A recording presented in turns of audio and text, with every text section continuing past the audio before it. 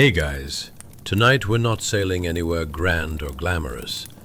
We're climbing downwards into the world nobody brags about, nobody makes souvenirs of, and nobody puts on a postcard.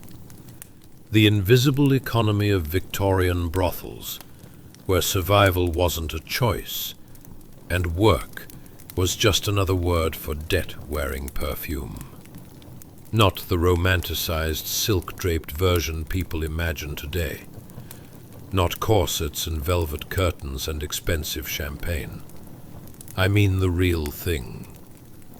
Damp walls, cold mornings, credit systems disguised as kindness, and a woman's life mortgaged before she even understood the contract. Sleep wasn't rest. It was just the pause before the next installment. Before we get too far in, take a second to like the video and subscribe, but only if you actually enjoy what I'm doing here. No pressure. Leave a comment telling me where you're listening from and what time it is for you right now. I always love finding out which corner of the world is lying awake with me. It's always 2 a.m. for someone. Now, dim your lights, pull the blanket up to your chin. Maybe turn on a little background fan noise if you've got it.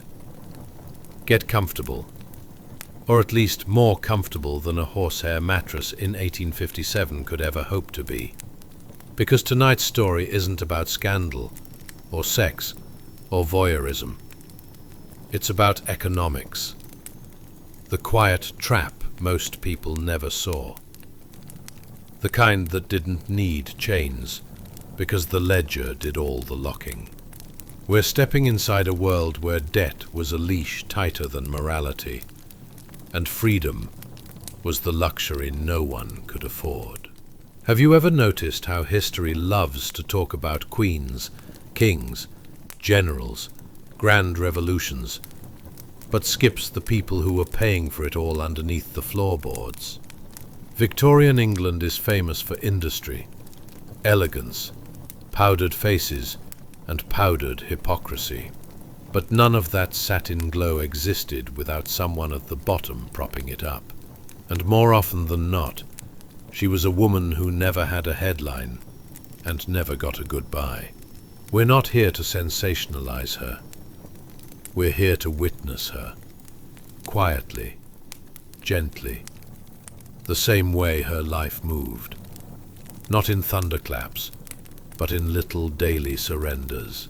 So tonight, as you settle in and let your breathing slow, imagine waking up in a room that doesn't belong to you, wearing clothes that technically don't belong to you, working to repay a bill you never actually had the power to stop accumulating. Imagine starting the day already in arrears, before you even stand up. That was the quieter cruelty of the Victorian underworld. The work wasn't the prison. The debt was. And if your pillow is soft, if your room is yours, if your body belongs to you, and no ledger is waiting to tally the price of your exhaustion, you're already living a kind of freedom most people in history never met. So settle in.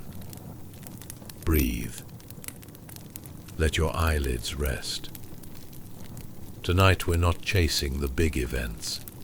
We're tracing the cost of being invisible. This is mildly interesting history for sleep.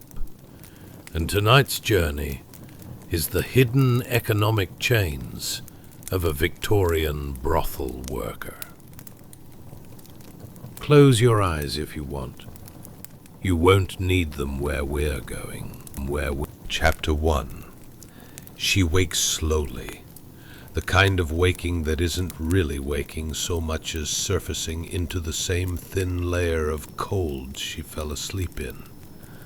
The air has weight to it, a clammy heaviness that settles on her chest before she even opens her eyes.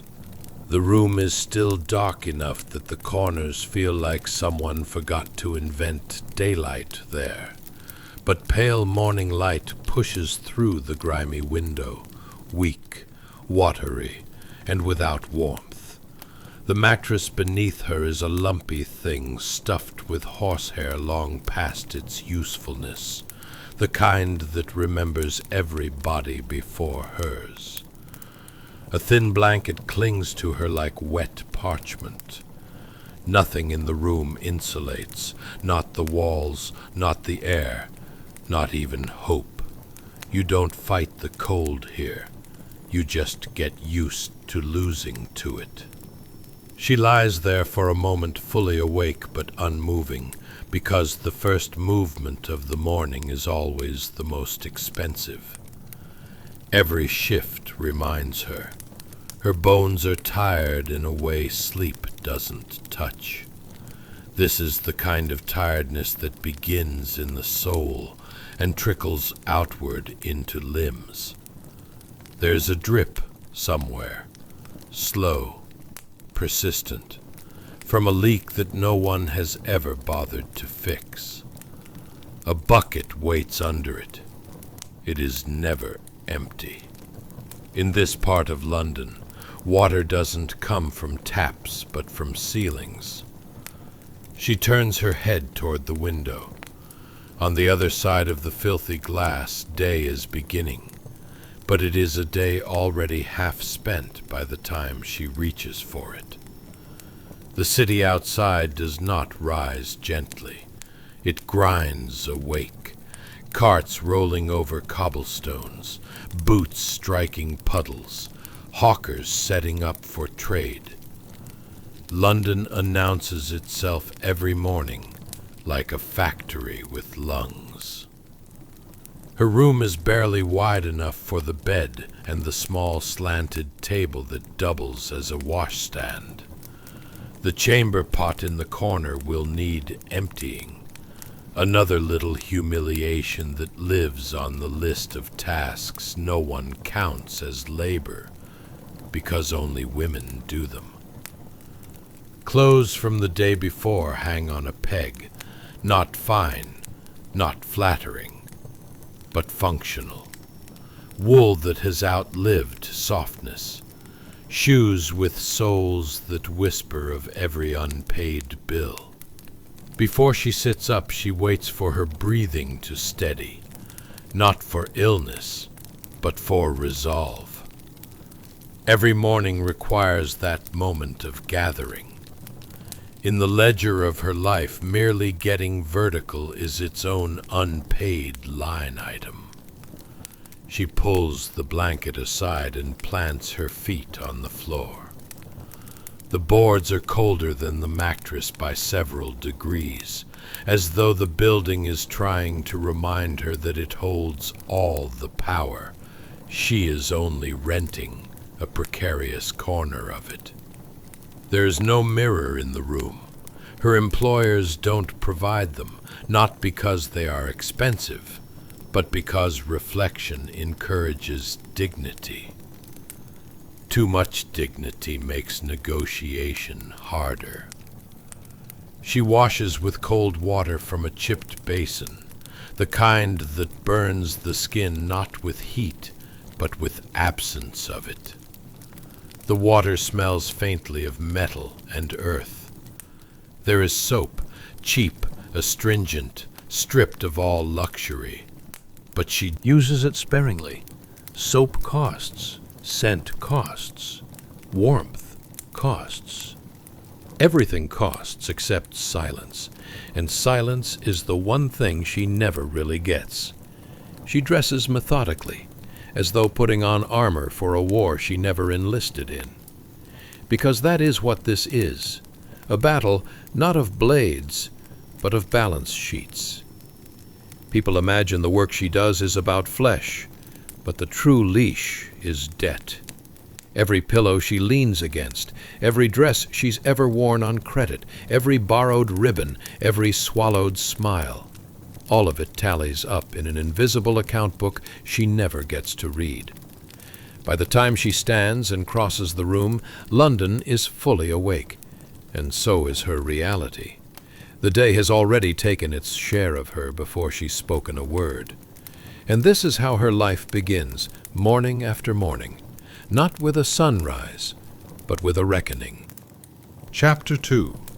The Mattress That Owes You Money. It's morning. Bad idea. You wake to the particular cheerlessness of a London dawn in 1857. The kind of light that doesn't so much shine as it politely taps on the window, apologizes for the fog, and asks if anyone has seen the sun lately. Your eyes register a smear of gray through the grimy pane. Your back registers the horsehair mattress under you, which feels like sleeping on a sack of hedgehogs with a grudge.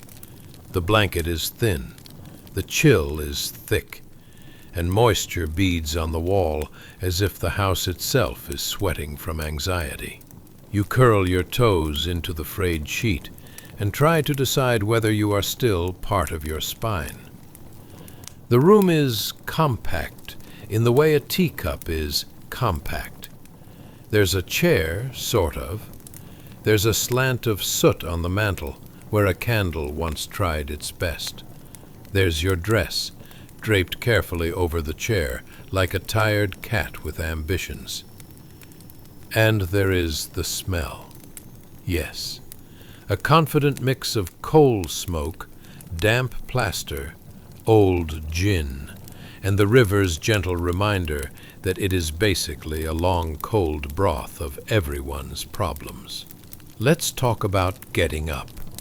Bold choice. You swing your legs over the side of the bed, and your feet find the floorboards, which are exactly the temperature of a ghost's handshake. The horsehair mattress squeaks as if to say, "Come back, let's fight some more." You tug the blanket around your shoulders and shuffle to the window. The sash sticks, then gives, and the outside world hisses in. Cartwheels on wet cobbles. A costermonger singing about turnips with the angst of a poet.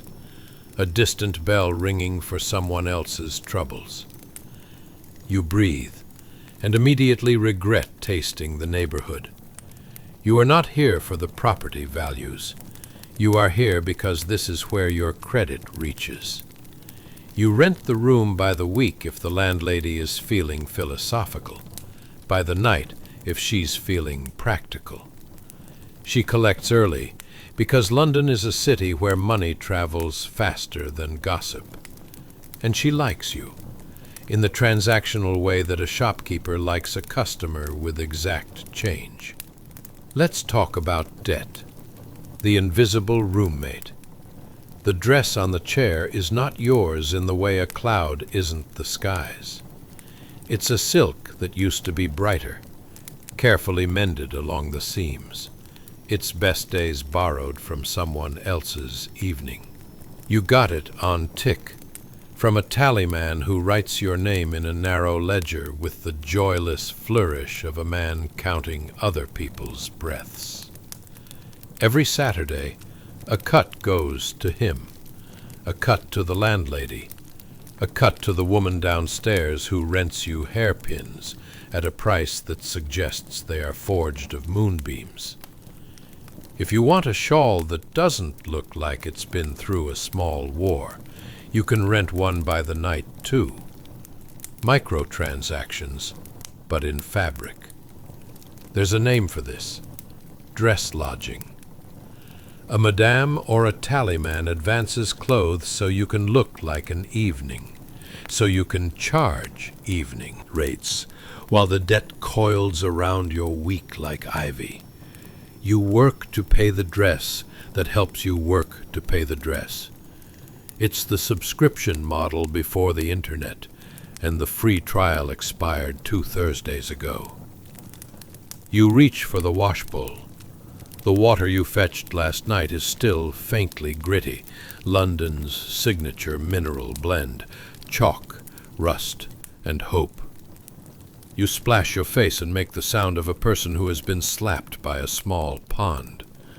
There's no soap left. You used the last of the soft soap 3 days ago to coax a stain out of the bodice.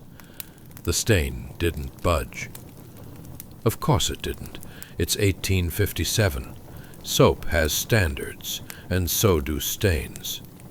You glance at the mantel where you keep your riches, a few copper coins, a pawn ticket, a stub of candle, a hair ribbon that wants to be cheerful but is considering retirement. The pawn ticket is your Monday plan. On Monday morning, you pawn the shawl and a good pair of boots so you can have money for rent.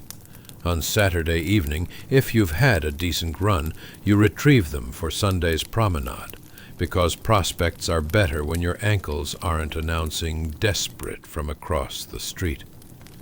It's a delicate ballet of cold economics, and you dance it with blistered feet. Let's talk about breakfast. Lower your expectations. You tilt the bread under your arm and break off a heel.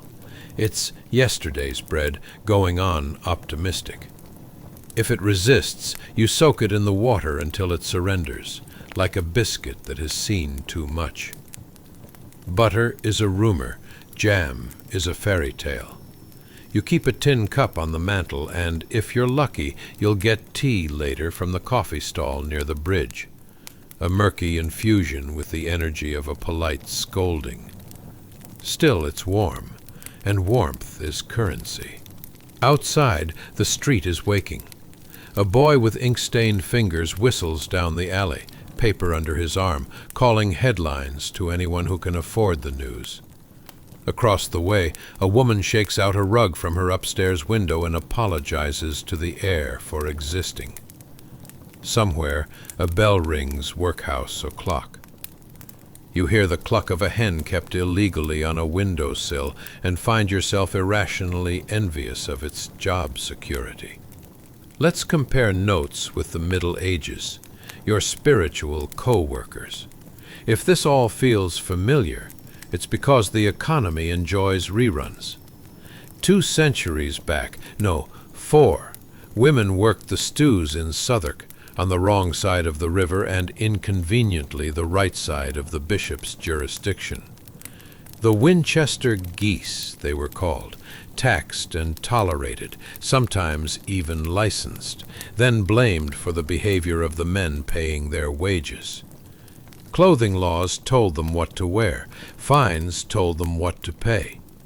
You, in 1857, have a different hat, no stripes mandated by law, and a more enthusiastic police force, but the math hasn't changed much.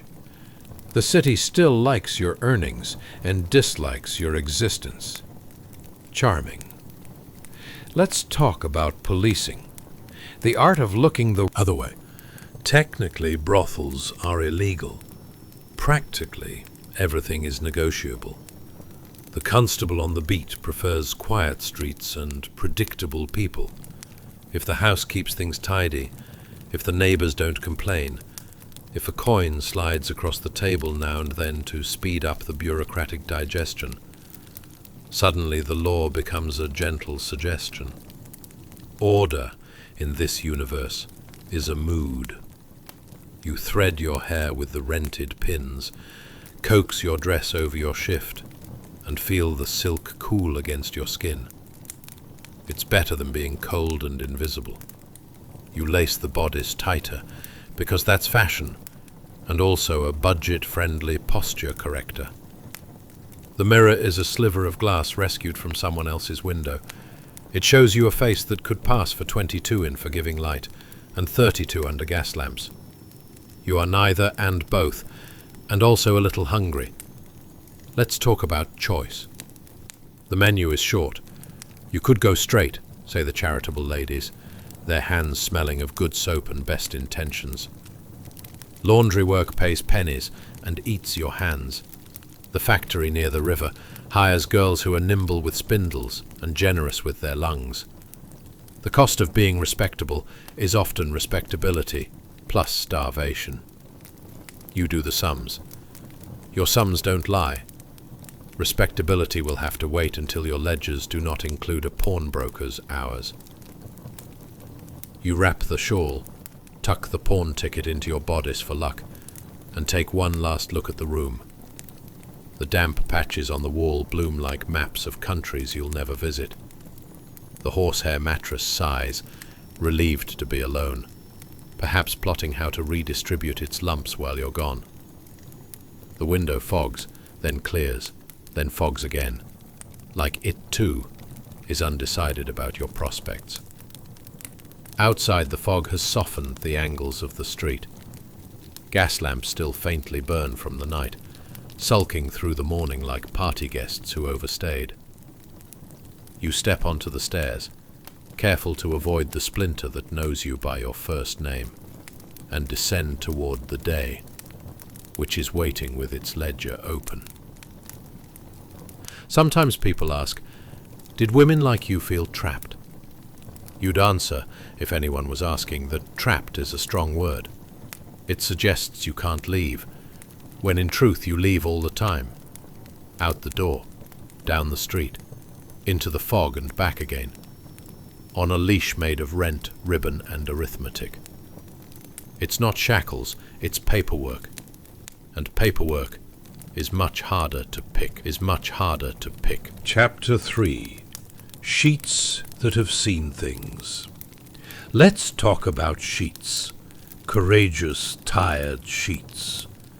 You draw the blanket back, and there they are, slightly yellowed, impressively lived in, starched only in memory and self-respect. They smell faintly of cheap lavender water, the kind sold from a street stall bottle, that probably began life as something medicinal, then realized it had better prospects as perfume. It's the scent of "we tried," spritzed over a baseline of dust, tallow, and the occasional historical footnote. You run your hand across the linen, and it whispers in a papery way, like a letter no one remembered to send.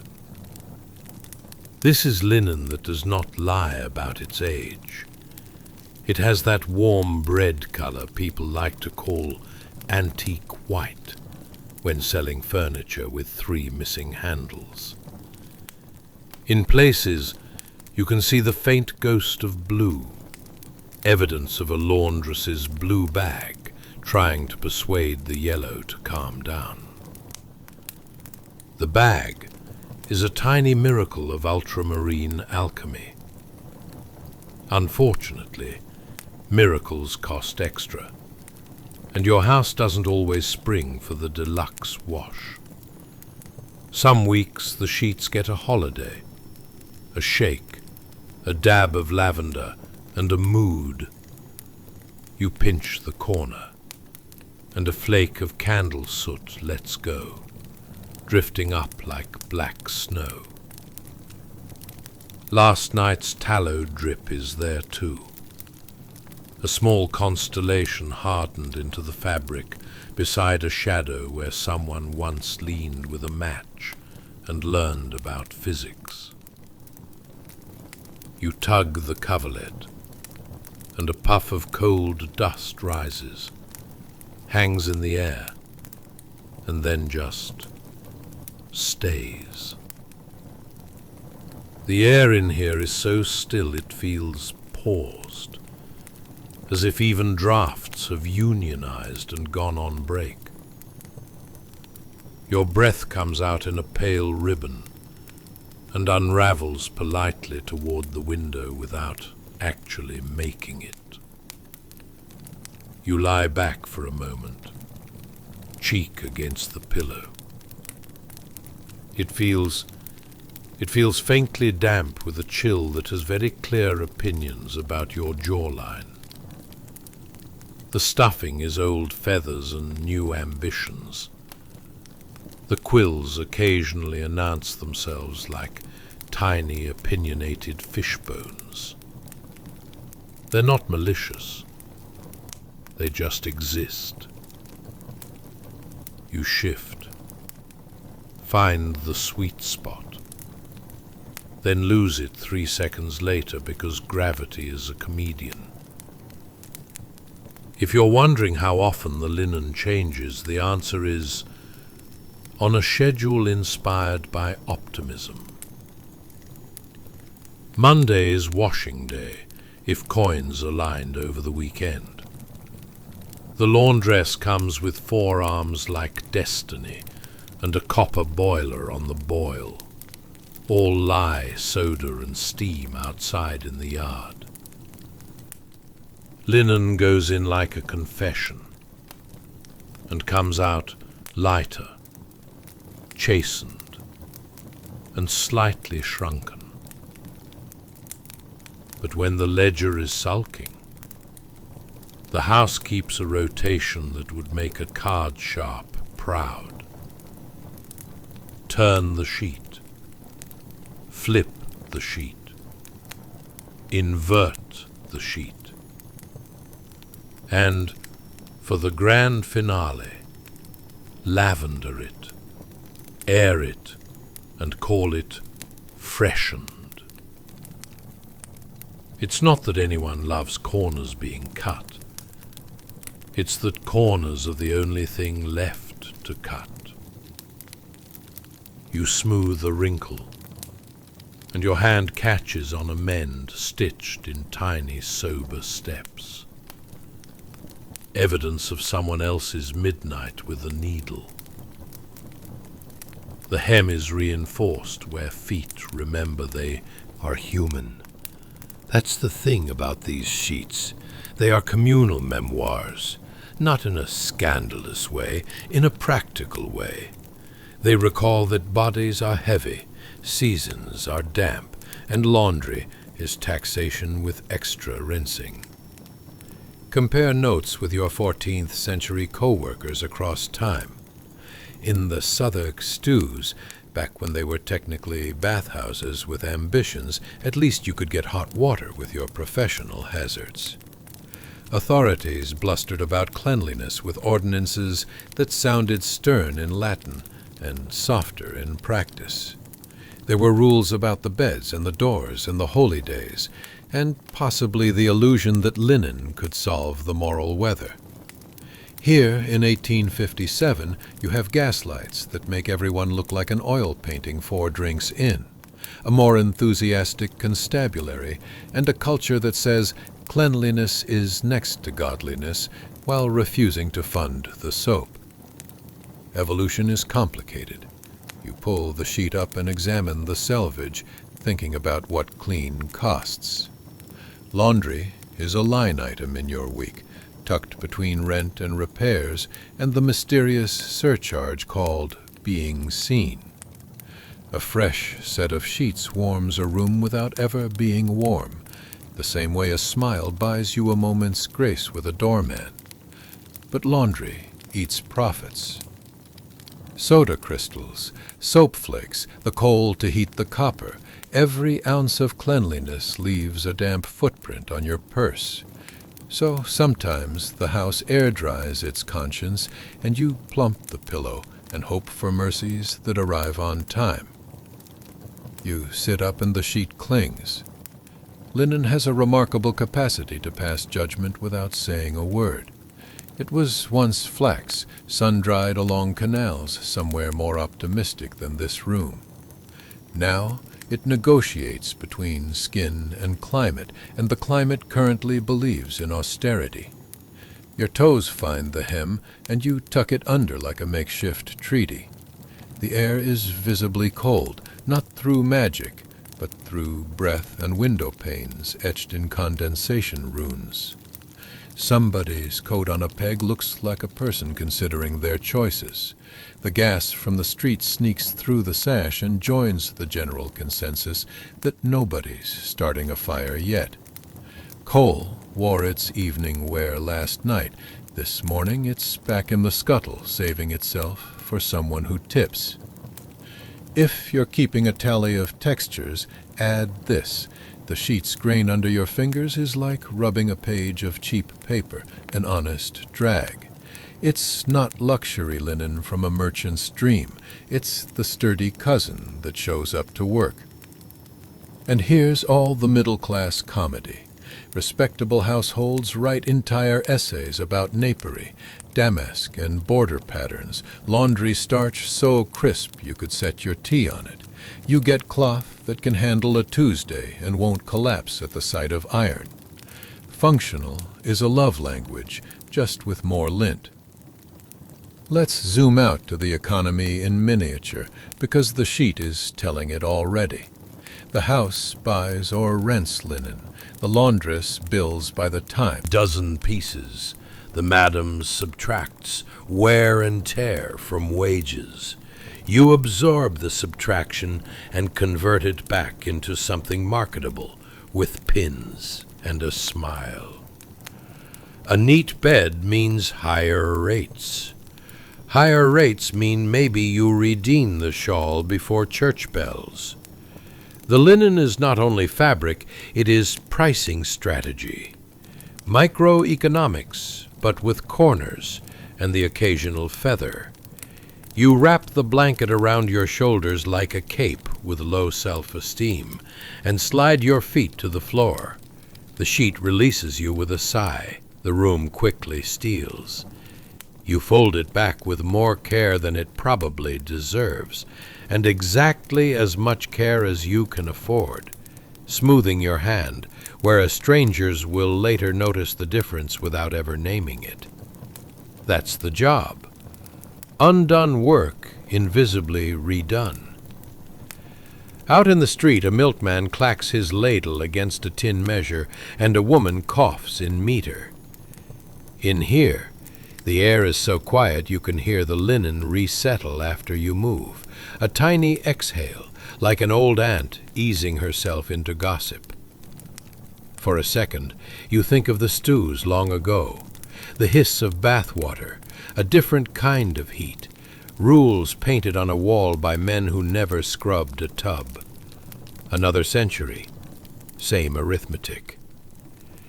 You tuck the thought away with the pawn ticket. You breathe. The lavender note hangs, polite and outmatched. You catch it and let it go. It's not much, but it's the room's handshake. And in a city that takes more than it gives, a handshake counts. Time to face the morning. Don't worry. The sheet will be here when you get back, still convinced it's the sensible one in the relationship. Chapter 4. The glowing ember of economic whimsy. Let's talk about fireplaces, shall we? Specifically, the small, sooty wonder that sits in the corner of the room, barely alive. As the first hints of dawn creep timidly through the window, like a true overachiever arriving to the office at 7 a.m. with too much enthusiasm, there's a pitiful glow emanating from your fireplace, struggling against the strict rationing of coal that defines your mornings. It's a deep, muted ember, glowing like a badger who just found out it was almost made into a coat. You take a moment to appreciate the scene. A few embers are clinging to life, having a stern meeting about how they can last until breakfast, while outside, the world prepares for its daily chaos. The crackling sound is a gentle reminder that something used to happen in this fireplace, possibly in the year of our Lord 1857, long before this ember was the last man standing in the heated debate over how warm one can actually get in the Victorian era with sarcasm and a flimsy shawl. The chilly air slips through the poorly sealed window panes, which, to be fair, were last adjusted during Queen Victoria's coronation. You can almost hear the windows laughing, saying, "Remember us? We're just here for the drafts." They're a fine reminder that insulation is really only a polite suggestion in your life. Those drafty whispers are nearly as awful as your neighbor's hound named Lord Barks-a-Lot, who seems to believe it's perfectly acceptable to serenade the dawn with uncalled-for enthusiasm.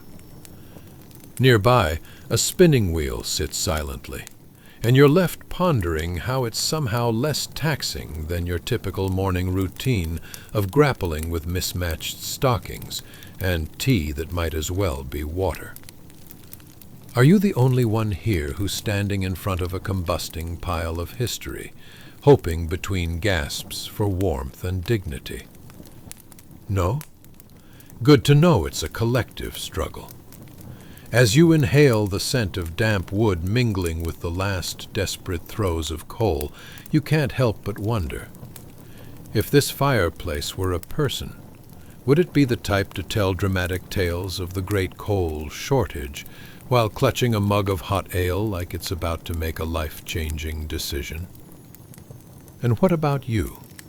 Are you more like the fireplace, or the damp rushes underfoot, a little pitiful, a little warm, and definitely stuck in a cycle of unending economic demand?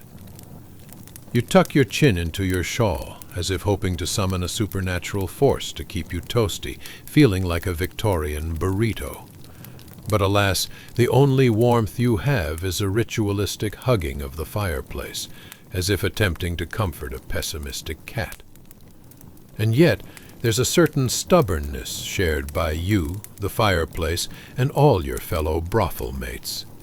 You're all scrappers in a game where warmth and comfort are less of a right and more of a relationship status, the kind that involves shared chips and awkwardly avoiding emotional conversations. Let's consider the energy that goes into this laughable attempt at heating your abode. You've traded dignity for comfort, or possibly mere survival. It's like attempting to navigate modern dating, except with way fewer expectations and a lot more coal dust. What's a little soot on a Tuesday, you think, already 2 days behind on laundry that might as well come with its own biography? Now it's time to delve into the genuine mystery of economics in your world. The fire doesn't manage itself, and what astonishingly dwindling supplies you're enjoying aren't going to last if you rely on wishful thinking and leftover coal from last winter's oddly optimistic supply. Economists would hardly bat an eye at your conundrum, but inside these four walls it feels like the Mayans are unfolding more intricate prophecies than you ever encountered in the local tavern's card game. You look over at the ledger, and it's like staring down the barrel of a concept that somehow brings together everything from profits to the after effects of shuffling customers in and out of the establishment. Each guest who walks through the door is a little like a rolling coin, some days heavier, some days lighter, but all contributing to a carnival of expenses that make juggling look like a straightforward affair.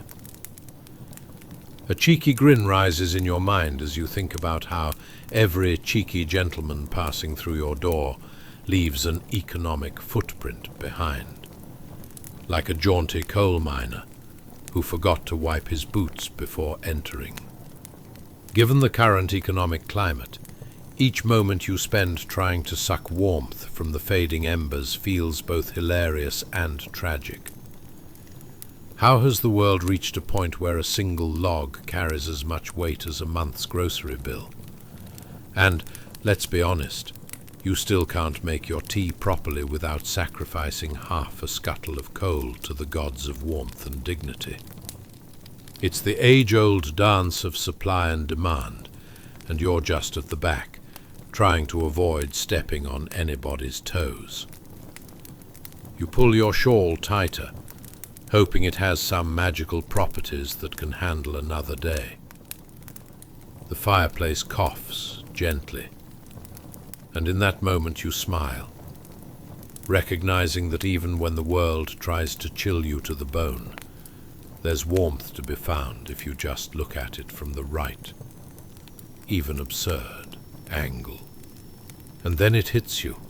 The real secret isn't in the actual warmth. It's in laughter. You chuckle at the thought of how humanity always seems to bounce back, even if for you it's wrapped in a shawl, standing in front of a glorified fire pit. So, gilt-edged dreams of warmth aside, let's continue this historical journey. Because if the world is going to pass judgment on your coal-collecting efforts, it might as well do so while you have a good story to tell, right? Good story to tell. Chapter 5. The Musty Opulence of the Parlour. Hey guys, welcome back to our little corner of slightly slumberous history, where tonight we find ourselves enveloped in something just as delightful as a lukewarm cup of tea. The lingering fragrance of dampness and the drastic measures of Victorian economics, all the while considering just how pleasingly absurd brothel life was in the 1850s. So if you've ever scratched your head at your mortgage or muttered over your utility bills, buckle up, because we're about to dive into a world where luxury meant shared wash basins and fresh was just a particularly optimistic label for bumpy floral wallpaper. Now, before you settle into your historic reverie, do me a solid. Like, subscribe, and comment. But only if you actually enjoy this, because we're not here to force anyone into enjoying history like it's a plate of cold asparagus. So, dim those lights, crank up a fan to simulate some Victorian chill, and prepare for a deep dive into the unglamorous corners of life as a parlour-maid. Because guess what? Your cozy bed? It may as well resemble a cemetery for old rushes draped over dirt. Have you ever wondered what it's like to work where the wallpaper is more peeling than a bad impulse buy? Or maybe you ponder if those convenient chamber pots really add to the charm of home decor. And really, if you had to take a moment to strategize on how to avoid the joy of cold soup as your breakfast, wouldn't you just laugh a little at how far humanity has come? Congratulations, you've just woken up in 1857. Right in the heart of the Victorian era, where the air is thick with the scent of privilege and decay, like a half-hearted attempt at potpourri gone terribly wrong. The faded floral wallpaper in your parlour curls at the corners, looking less like an aesthetic choice and more like the tired expression of a wallpaper that has seriously reconsidered its life choices. It creaks slightly in the humidity, like it's mockingly suggesting, hey, maybe clean me next time you're spiffing up the place.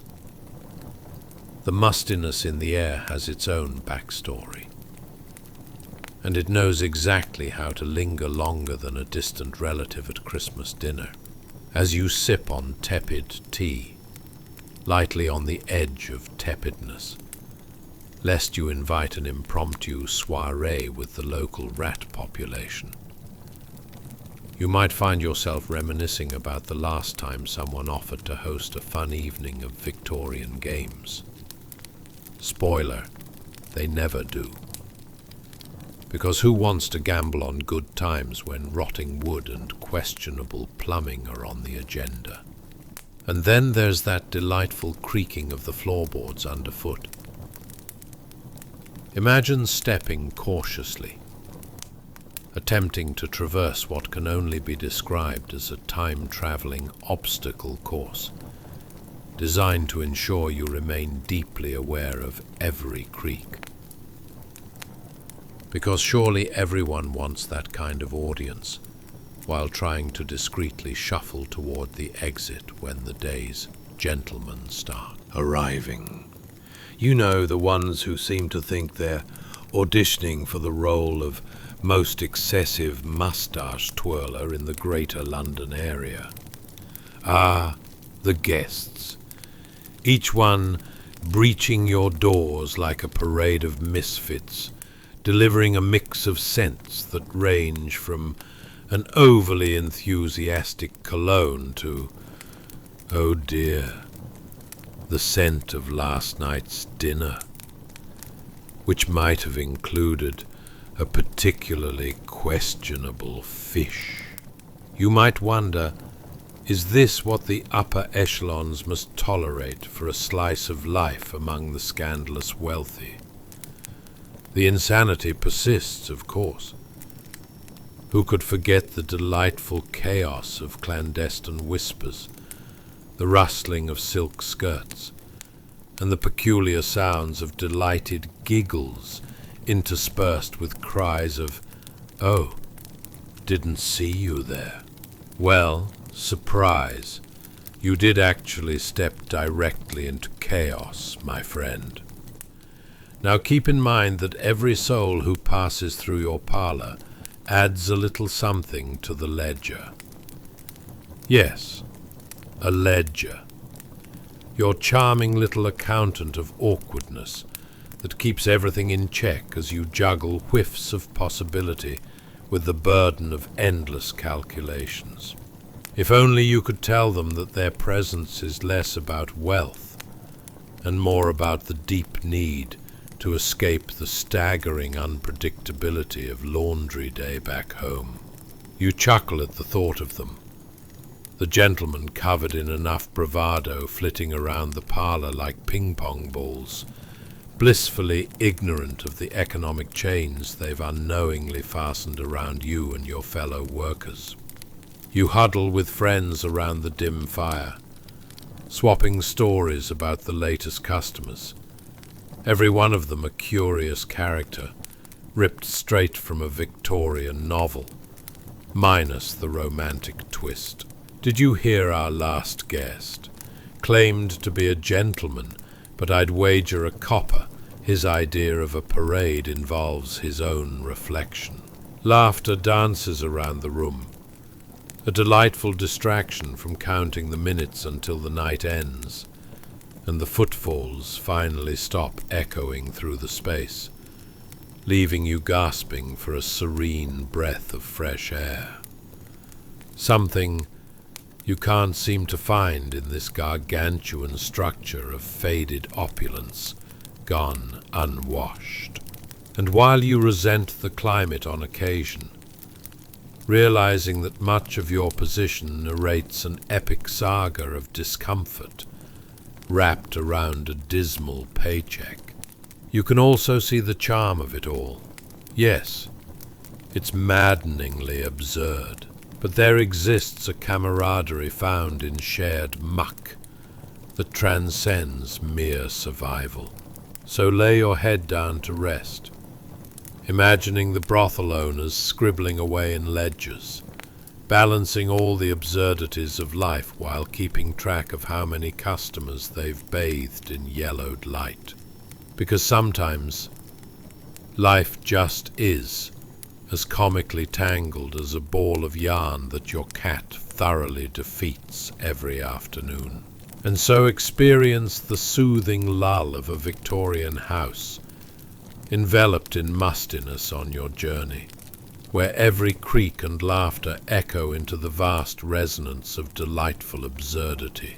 Because in the grand tapestry of history, dear listener, comfort has never really been what it's cracked up to be.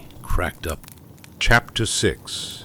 The Icy Invitation of a Wash Basin. Hey guys, welcome back to our cozy little alcove of slightly absurd history, where tonight we're diving into something chillier than your last romantic encounter, the icy depths of Victorian hygiene, or more accurately, the horrifying lack thereof. That's right. As we meander through the wintry streets of 1857 London, you might find yourself pondering, what if a forgotten wash basin could talk? Spoiler alert, it would probably complain about the guests, just like you do after a long day at work. Now, before you wrap a blanket around yourself like the human burrito you truly are, do me a ponderous favor. Like, subscribe, and comment if these sordid tales of the past tickle your fancy. It's a wee bit awkward if your feedback is just a meh, so only bestow your thumbs up if you find this to be more enjoyable than revisiting your old high school prom photos. So, snuggle under the covers, crank that thermostat up to slightly less frozen, and prepare for another adventure into the mundane but oddly twisted world of Victorian life. Ever thought about what it would be like to battle with a chipped ceramic pitcher every morning, praying it wouldn't shatter as you summon the courage to wash your face? Or maybe you've caught yourself daydreaming about life during winter, where your biggest crisis was how to keep your wash water untainted by the general filth of the day. Let's face it, we've all argued over toothpaste tubes, but have you ever fought over a basin that was as frigid as your ex on a bad date? Congratulations. You've just woken up in 1857, a year determined to freeze your very soul under layers of antique decor and questionable sanitary conditions. Picture it.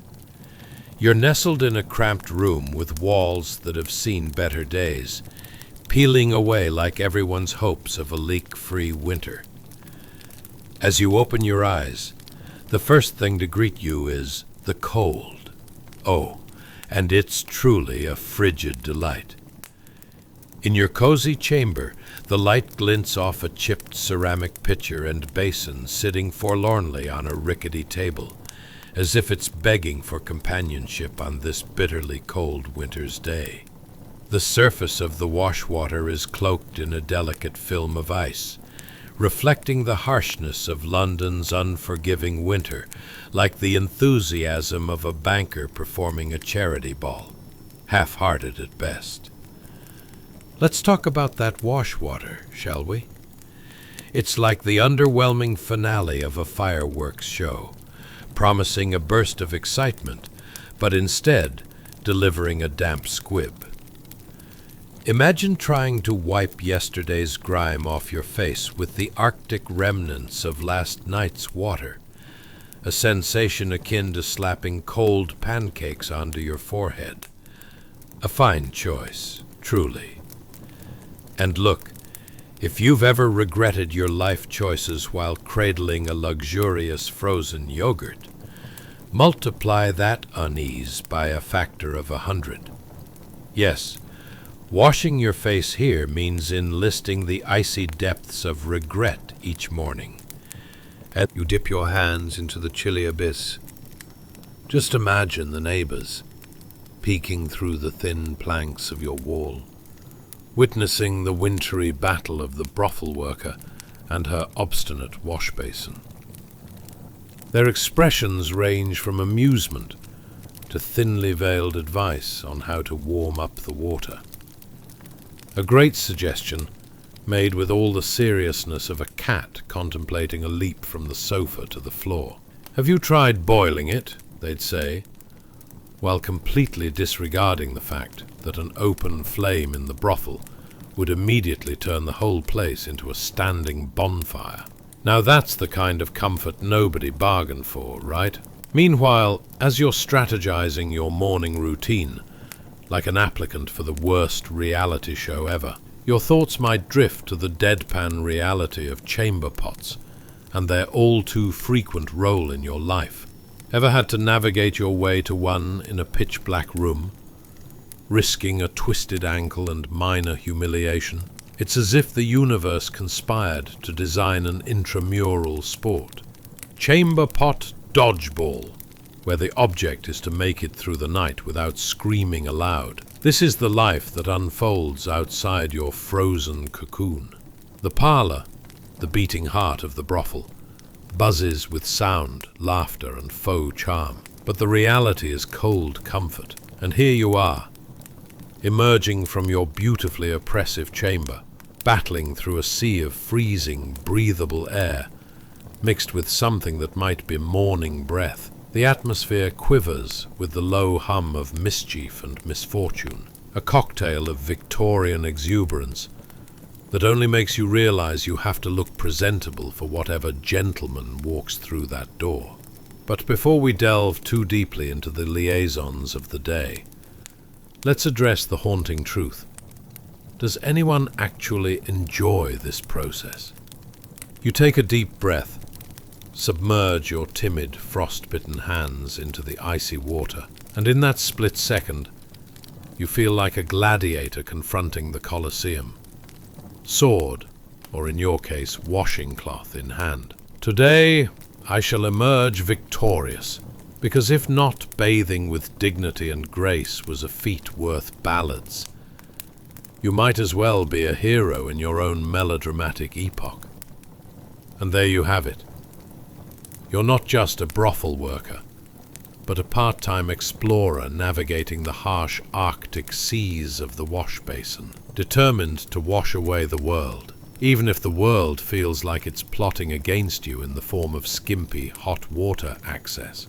As the winter chill pockets around you, you chuckle about the absurdity of your existence lingering in the shadows of forgotten luxury. Because in this era, dear listener, huddling around chipped basins and frosted decor was truly just a quirky side story in the broader tapestry of life. The comedic lowlights of the winter months that befit a diary of disappointments. So embrace the frosty ambience as you lay your head to rest tonight. And remember, sometimes we find solace not in the warmth of our surroundings, but in the sheer ridiculousness of being human, in a past so misguided it could give any sitcom a run for its money. Chapter 7. The Icy Struggles of a Brothel Worker. Hey guys, welcome back to our little realm of historical hilarity, where we dive into an era that could make your coffee date this morning seem like a luxurious escape. Tonight, we're focusing on something so frosty it might just outchill your last round of ice cream. The life of a Victorian brothel worker battling the winds of an icy wash basin. Now, before you cozy up in your blankets like an over-enthusiastic human burrito, let's pause for a moment. Ever had a kitchen sink fight you back when all you wanted was a splash of fresh water? What if, in your struggle for cleanliness, the very objects intended to help conspired against you? What if those charming nightmares of the Victorian era walked hand in hand with your daily angst, reminding you daily that comfort was a mere fantasy? Spoiler alert, those charming dilemmas will be brought to life. Do you find yourself pondering, what was it like to prepare for customers while navigating an ice-cold basin, reminiscent of that time you dipped your foot into a kiddie pool at a barbecue?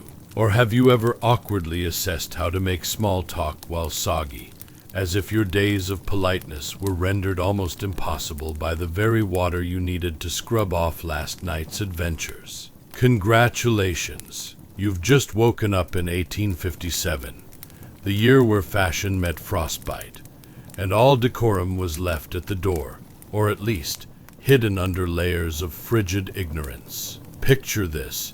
The sun has barely graced London with its feeble light, and you emerge from your nest of threadbare sheets, those thin layers doing little to stave off the devilish cold. You blink your eyes open to find your surroundings mirroring a poorly maintained ice rink, where even your breath looks like an art installation. But you're no ordinary morning person. Today, you're a brothel worker navigating the labyrinth of your own personal winter wonderland, a wonderland full of chipped pitchers and miscreant basins. Let's talk about that wash water, shall we? There it sits, stale and ominously glistening, like a sad punch bowl at a party that went terribly wrong. As you gingerly dip your fingers into this glacial abyss, it feels like taking a polar plunge into memories you wish you could erase. Ever try to wake up with enough courage to confront an ice-cold slap to the face? It's rather like chugging a bottle of expired milk. Quick, shockingly uncomfortable, and definitely something you're not likely to forget. If you ever took a moment to rue your life choices on a Tuesday, Imagine that level of regret quantifying itself in chunks of frozen regret that reside in your wash basin. Who needs therapy when you can simply dredge through yesterday's grime with sub-zero temperatures as your emotional backdrop? Meanwhile, your neighbors might be peeking through the walls, their ears pricked up like hobbits eavesdropping on an unexpected party. They exchange knowing glances, half smirking, perhaps envisioning the perfect way to warm up that water. Have you tried boiling it? One might suggest, as if heating water over an open flame in a wooden building would yield anything but disaster. Yes, that's right. Applying heat could lead to a warm wash, but mounting property damage would quickly follow. Somehow, the idea of steaming hot towels becomes a mere fairy tale, shared among the hopeful. You take a deep breath and finally submerge your frozen fingers, feeling like a knight entering the arena of battle, unarmed, with only your damp cloth to defend your dignity. Picture yourself there, as your skin experiences the emotional roller coaster of awakening from hibernation, only to face off against yesterday's mistakes.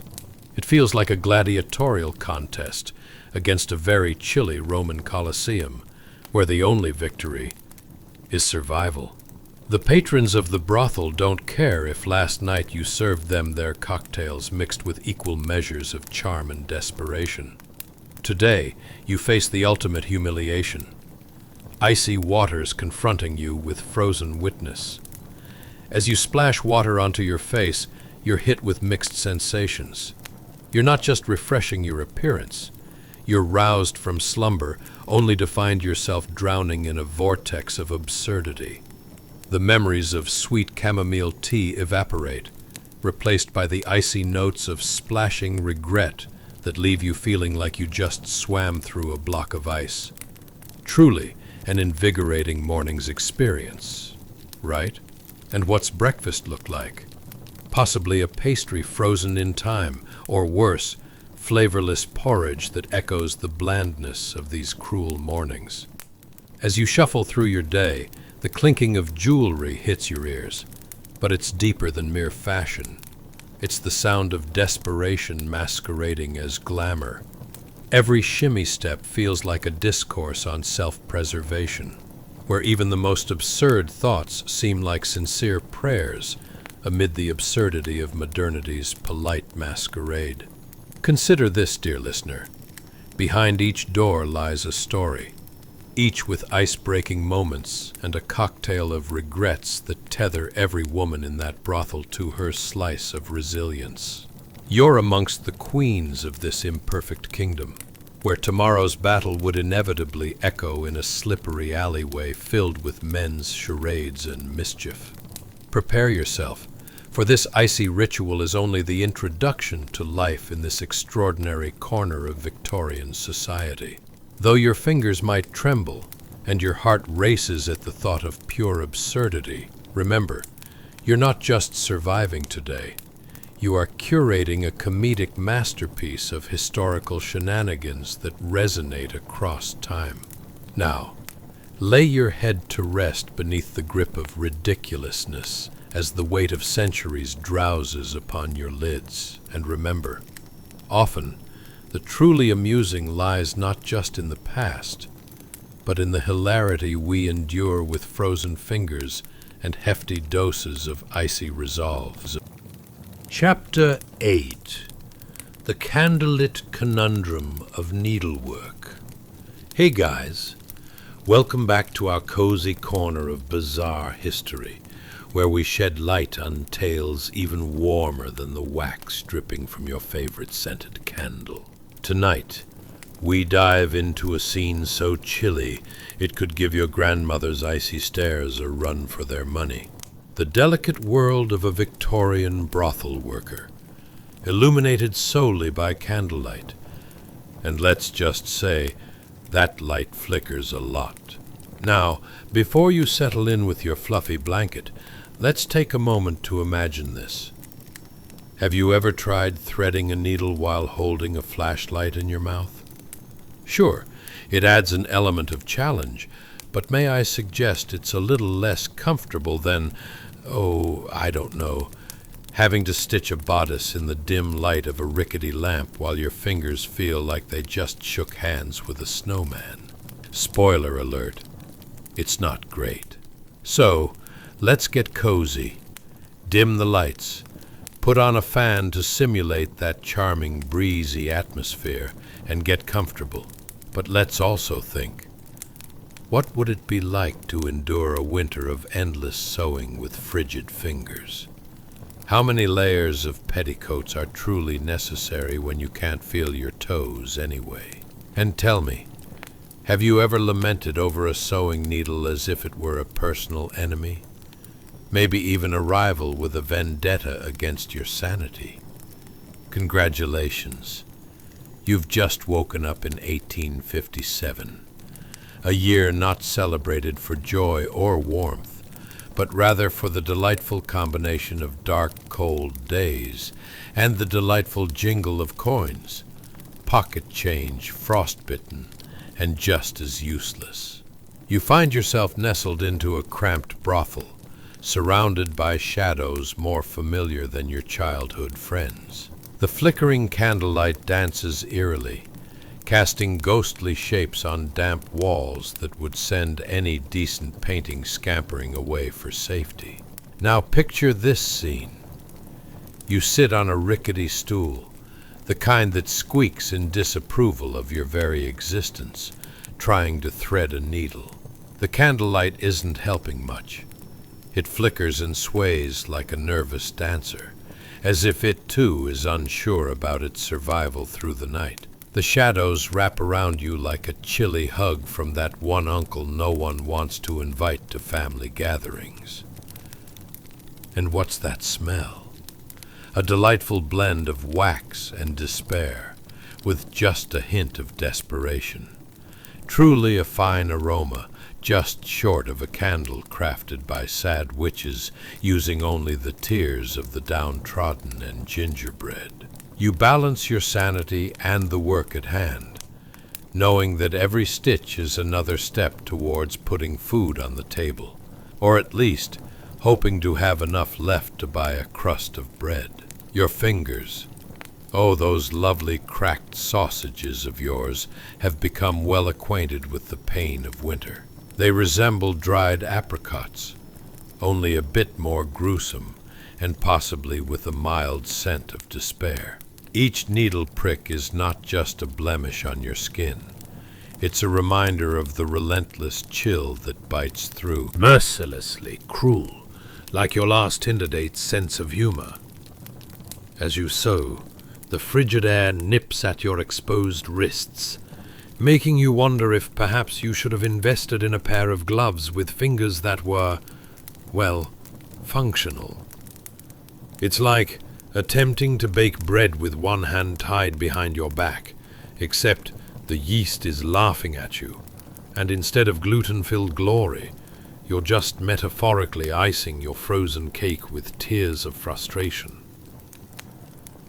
Ever thought about the romantic notion of creating lovely garments when you can barely feel your fingers? It's like trying to cook an elegant ratatouille while standing in front of a mountain of frozen peas. Where do you even start? Each stitch seems to represent another moment missed, another thread tangling in the web of life, or an errant thought about why you've chosen this path.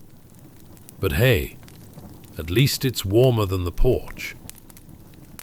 What about the sound? The ambience of whispers from the walls seems to chime in, strumming a tune of musings on lost dreams and unfathomable ambition, mingling with the occasional creak of the floor, like a cheeky floorboard trying to decide whether to reveal your every little movement. It's quieter than a squirrel at a library, but somehow the tension is louder than an opera singer trying to win the heart of an audience. Now, let's not forget the delightful task of finishing a piece. Each garment you create is designed to lure in some fine gentleman, more hopeful than intelligent, let's be honest. And what's the reward for all this hard work? A parlour full of gentlemen looking like they woke up the day before yesterday and forgot to take a shower. You ever tried getting a compliment from someone who looks like they've been on the road since the invention of dirt? Challenge accepted. So, as you finally tie off that last knot, sweat on your brow, you might sink back in your chair for a moment of victory, and then reflect. Is this the pinnacle of sartorial success? A glittering prize for navigating the dull landscape of needles and brook, for the chance of warmth in company? As you light that last candle, and allow yourself a rare moment of respite, remember, every stitch tells a story, even if the narrative primarily revolves around how to keep your hands from actually falling off. In this candlelit corner of history, as laughter dances like the flames around you, know there's warmth to be found, though it may be coming from your resilient spirit trying to thaw frozen digits on a sewing day that appears endless. Yes, you might be tired, but don't forget, in a world of icy struggles, even the smallest, most ridiculous moments count. Sleep tight, dear listener, for tomorrow we'll embark on even more mildly interesting adventures through the absurdity of history. Chapter 9. The Resilient Wallflower of the Brothel. Hey guys, welcome back to our whimsical wander through the annals of history. Tonight, we stroll down the slightly damp alleys of Victorian London, where the shadows hold more secrets than a magician's hat and the faint smell of, well, let's just say, less than rosy aromas wafts through the air. Tonight, we journey into the life of an unsuspecting Victorian brothel worker, a woman with dreams of economic freedom, trapped in a world that feels much colder than your ex's heart after a breakup. Now, before you get too comfy, perhaps in your snug blanket burrito, or that chair that squeaks like a protester at an indie film screening, let's conjure some questions. Have you ever wondered what it's like to lean against a wall, taking a breath so deep that you might accidentally suck in a moth or two? Or have you ever felt like your dignity is tied to a seam that could pop at the slightest cough? What about realizing that your biggest decision of the day is whether to wear lace or cotton? A choice more daunting than picking what to watch on Netflix. All right, settle in, dim the lights. And hey, if you're feeling adventurous, crank the fan up high to create that breezy, authentic Victorian ambience. Congratulations! You've just woken up in 1857, where the air is so chilly that your breath looks like a foggy ghost sent to haunt your bank account. You lean back against a solid wall in the dimly lit brothel, feeling quite like a wallflower at a dance party no one asked you to attend. It's a moment of calm amid the whirlwind of skirts, flasks, and hollow footsteps of gentlemen wearing hats that probably cost more than your entire wardrobe. A wardrobe consisting of a few worn layers and a resilient spirit that dreams bigger than the cramped quarters you call home. This particular wall, oh dear listener, is as reliable as your slightly judgmental aunt during the holidays. It bears witness to countless whispered conversations, desperate laughter, and the distant thumps of an accordion played by a musician who may or may not have been drunk on motivational spirits. The paint, once a vibrant hue, has faded as much as your hope of becoming a cat owner, peeling back like the layers of truth in a Victorian penny dreadful. And as you take that deep, grounding breath, Let's talk about what you might be inhaling. It's a blend.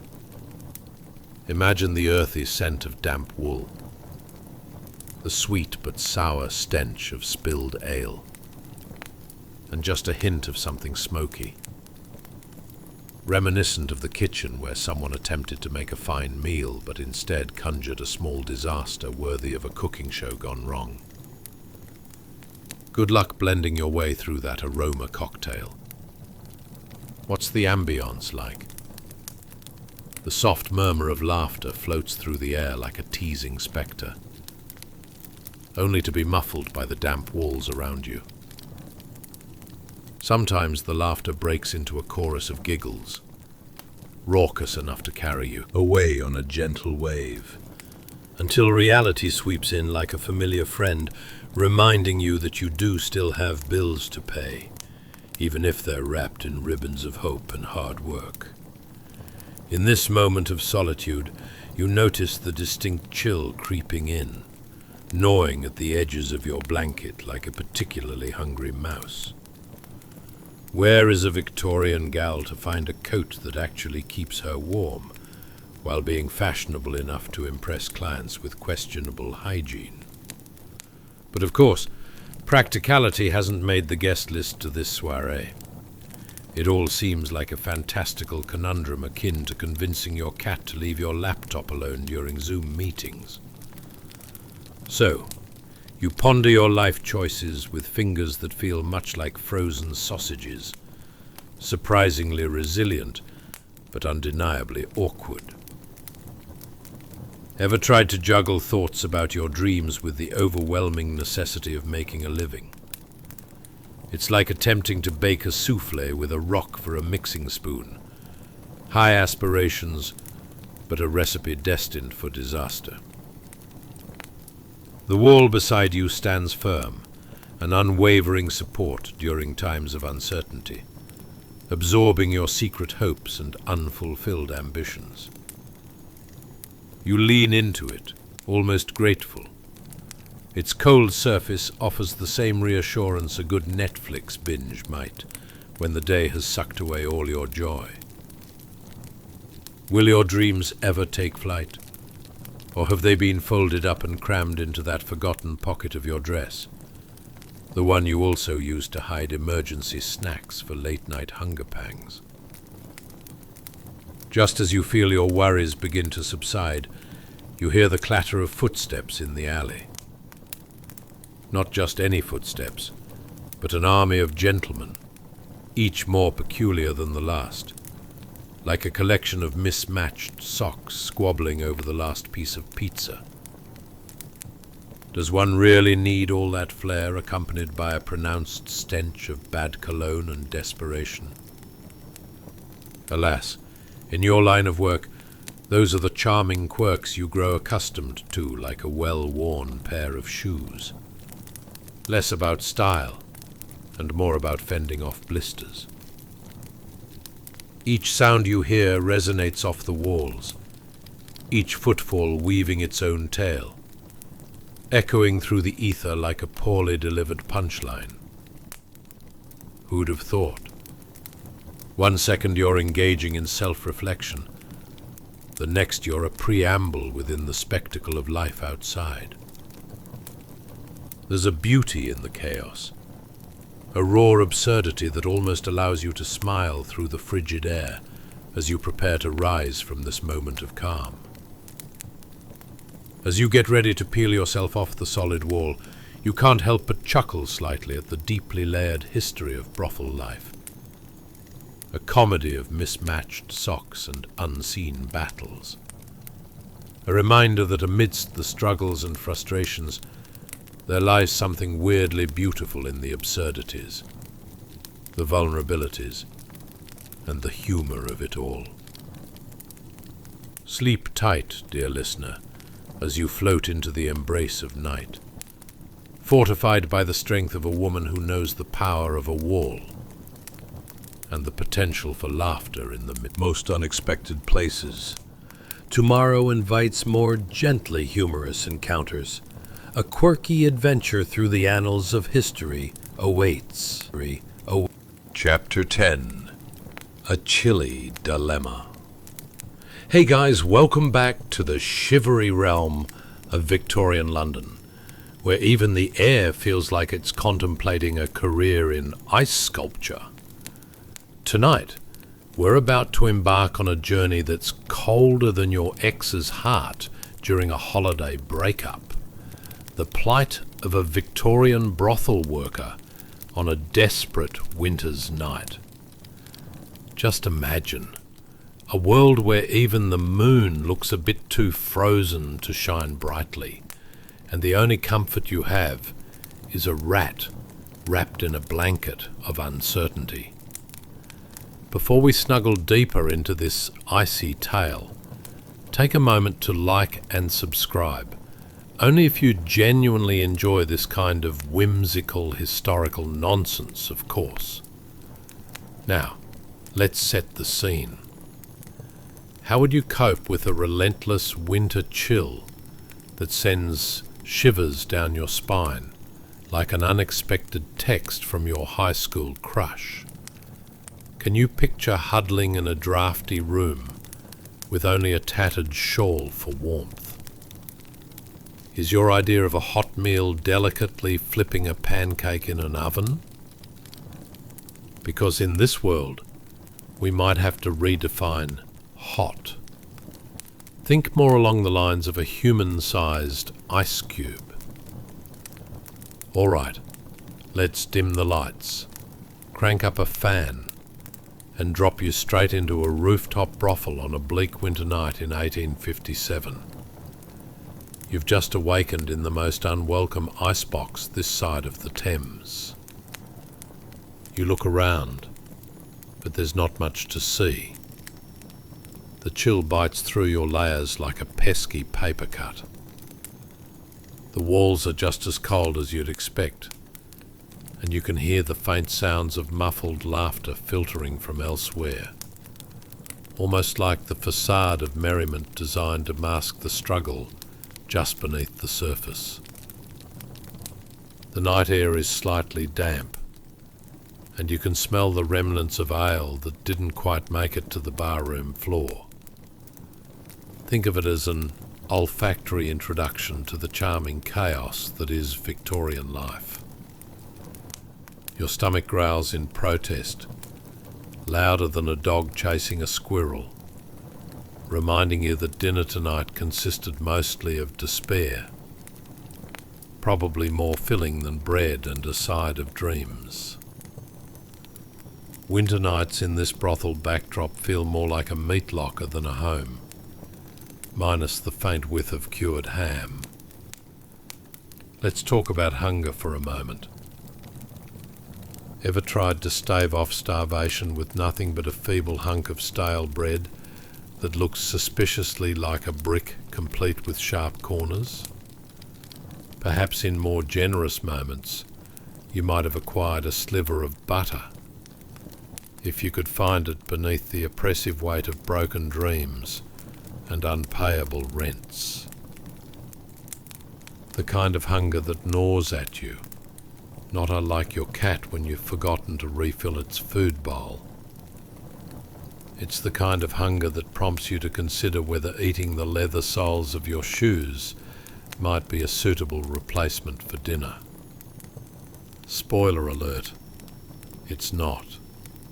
Picture the moment you lean your shivering back against the wall, your only companion on this frigid winter night. This wall is surprisingly patient, absorbing your sighs and the palpable weight of your unfulfilled aspirations, like an ancient therapist, dodging your questions about the meaning of life. It's hard to imagine all the dreams you once cradled, now lost amongst cares that grew more critical than those silly childhood ambitions of owning an orange cat named Mr. Whiskers. Can you feel the chill creeping in, gnawing at you with every breath like a suspicious-looking rat on a mission? With each inhale, you catch a whiff of something unidentifiable, lingering in the air. It's reminiscent of a campfire, if the camp were run by raccoons who had just raided last week's leftovers. If warmth were a tangible thing, you'd pay your last shilling for a delicious cup of it. Instead, you muster the kind of resolve only a Victorian wallflower could, resigned to a life where embracing the absurdity served as a form of comfort. Then you hear it, a chorus of footsteps, thumping and stumbling through the alley, like a herd of confused sheep trying to recall which one of them forgot to wear shoes. Ah, the gentlemen, those charmingly deluded creatures of the night. Each one flounders into your world, wrapping themselves up in scents that could only be described as desperation cologne, mixed generously with yesterday's regrets. But fear not. This chaotic ensemble figures into your nightly routine just like the rusting hinges on the brothel doors. And isn't it a wonder? In this shadowy realm, the laughter rings through the air like bells announcing the arrival of terrible decisions. The back and forths you hear remind you that even in desperation, laughter holds its place as the currency of survival, just like these well-meaning gentlemen who don't quite realize that their joviality sticks out against the somber reality like a fruitcake at a modern-day holiday feast. This rare moment of reflection fills you with a slight buoyancy. Among the frost you find solace in knowing that everyone is stumbling through the night, navigating this odd dance of survival and absurdity.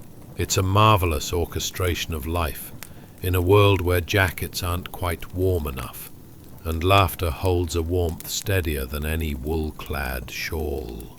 As the night wraps itself around you like a soggy blanket, we'll leave you here, nestled within the pockets of history, poised between hardship and humor. Drift off, dear listener, knowing that behind every frozen facade lies a world brimming with stories deserving of your warmest dreams. Tomorrow promises a delightful romp through the dense fog of Victorian life, where hilarity finds a way to survive even colder winters. Sleep tight. Chapter 11. The Dance of Delusion. Hey guys, welcome back to the slightly scandalous escapades of Victorian London, where the rooftops are as majestic as the secrets they keep, and where your supper might just be a hunk of stale bread mixed with a side of weary hopes. Tonight we delve into a life so bizarre, it makes modern nutritional labels look positively enticing. The world of a brothel worker, where the gentlemen clients float in like lost balloons, seeking adventure and escape, rather than the biting reality of life, or, the usual responsibilities that come with an expansive waistcoat collection. Before we shimmy deeper into this tale of, shall we say, peculiar employment, do remember to like, subscribe, and comment, only if this historical romp tickles your fancy, of course. Now, let's dim the lights, don your finest imaginary corset, and settle in for a toasty evening of curiosity and absurdity. Have you ever wondered what it's like when your job description involves walking a tightrope between laughter and despair? Do you think these gentlemen realize you're the secret keeper of their wildest whims? And would it be a stretch to say they treat you like the emotional support animals of a world that chews them up and spits them out? Just imagine, someone comes to pay you in fancy words, hoping to momentarily swap their humdrum existence for a fantasy crafted from a hurried meal and a hint of perfume. Aren't we all just a bit like that, seeking a life of luxury, while still wrestling with the shock of the electric bill? Congratulations, you've just woken up in 1857, right in the heart of all the luxurious chaos of Victorian London. You blink your eyes and take in the scene. The modest rooftop brothel is roughly the size of a humble shoebox, and far less comfortable than a shoe's average toe-wiggling space. The walls are whispering secrets, if walls could talk. and the air carries an unmistakable blend of perfume. A spritz of desperation mixed with an aftershave that might be described as eau de regret. As you sit up, you're hit with a cold draft from a broken window. A guest who never RSVP'd but somehow made itself at home. You can almost hear the window creak. Welcome to today's disappointment. Can I offer you a chill? Somewhere in the distance, the muffled sounds of laughter echo like faintly played music from an ancient organ. It's joyous yet eerily hollow, reminiscent of a circus performance just a tad off its game.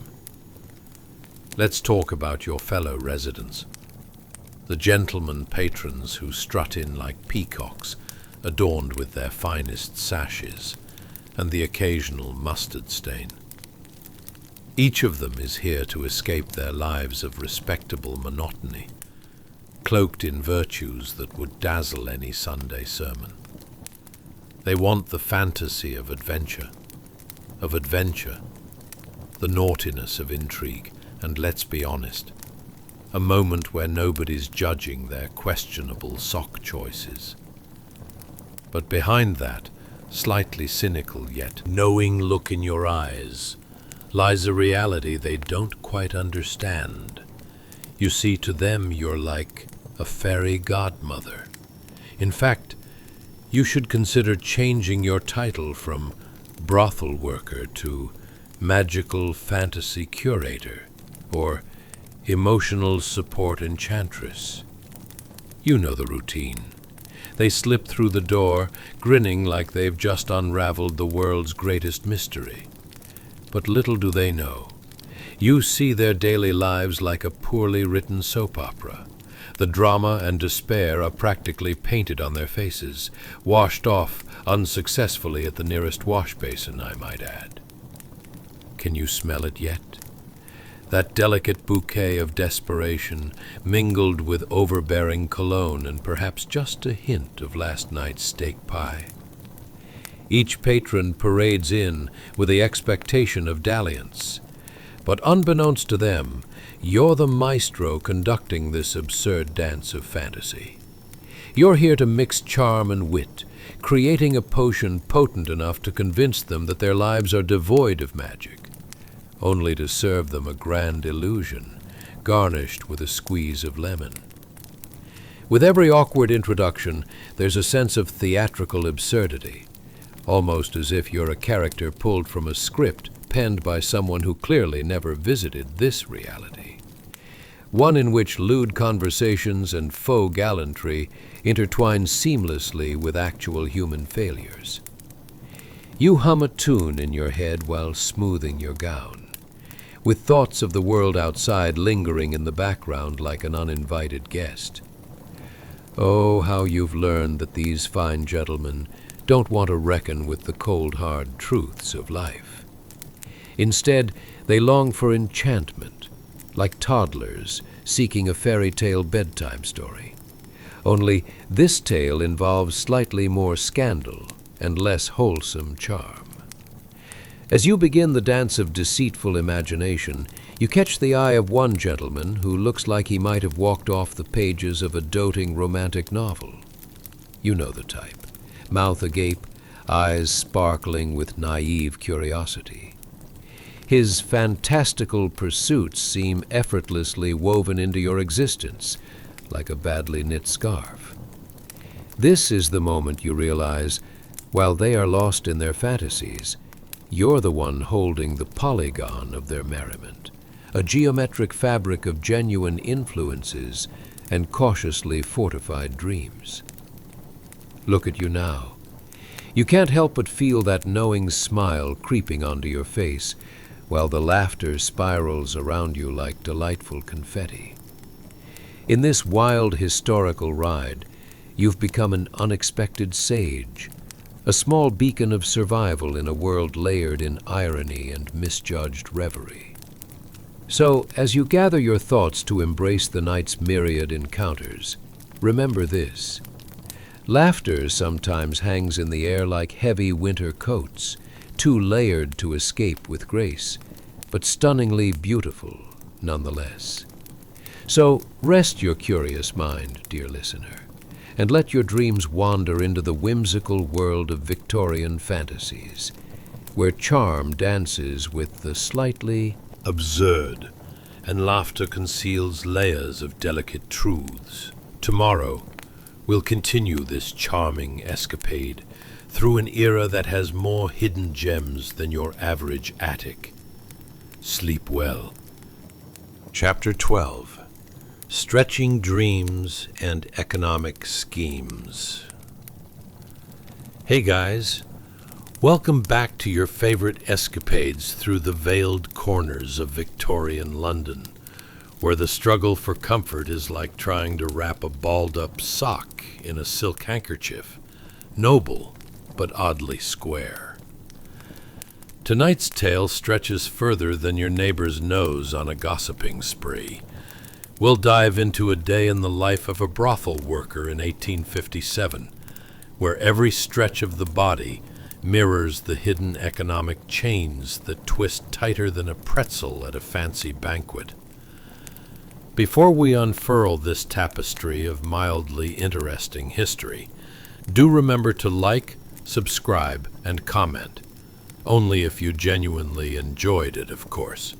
If you don't, well, I hear the stars are particularly bright this evening. Now, dim the lights, decorate your imagination with feathers and frills, and sink into your coziest position. Let's ponder. Have you ever wondered what stretching felt like in a world where the ceilings are lower than your self-esteem after checking your bank account? Or what secrets linger in the air like an awkward silence at a family reunion?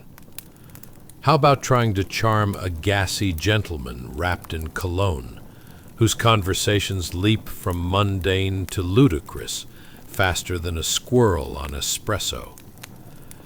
And can we talk about the allure of rosy cheeks and spirited musings alongside, well, you know, the distinctly unpleasant aroma of stale bread?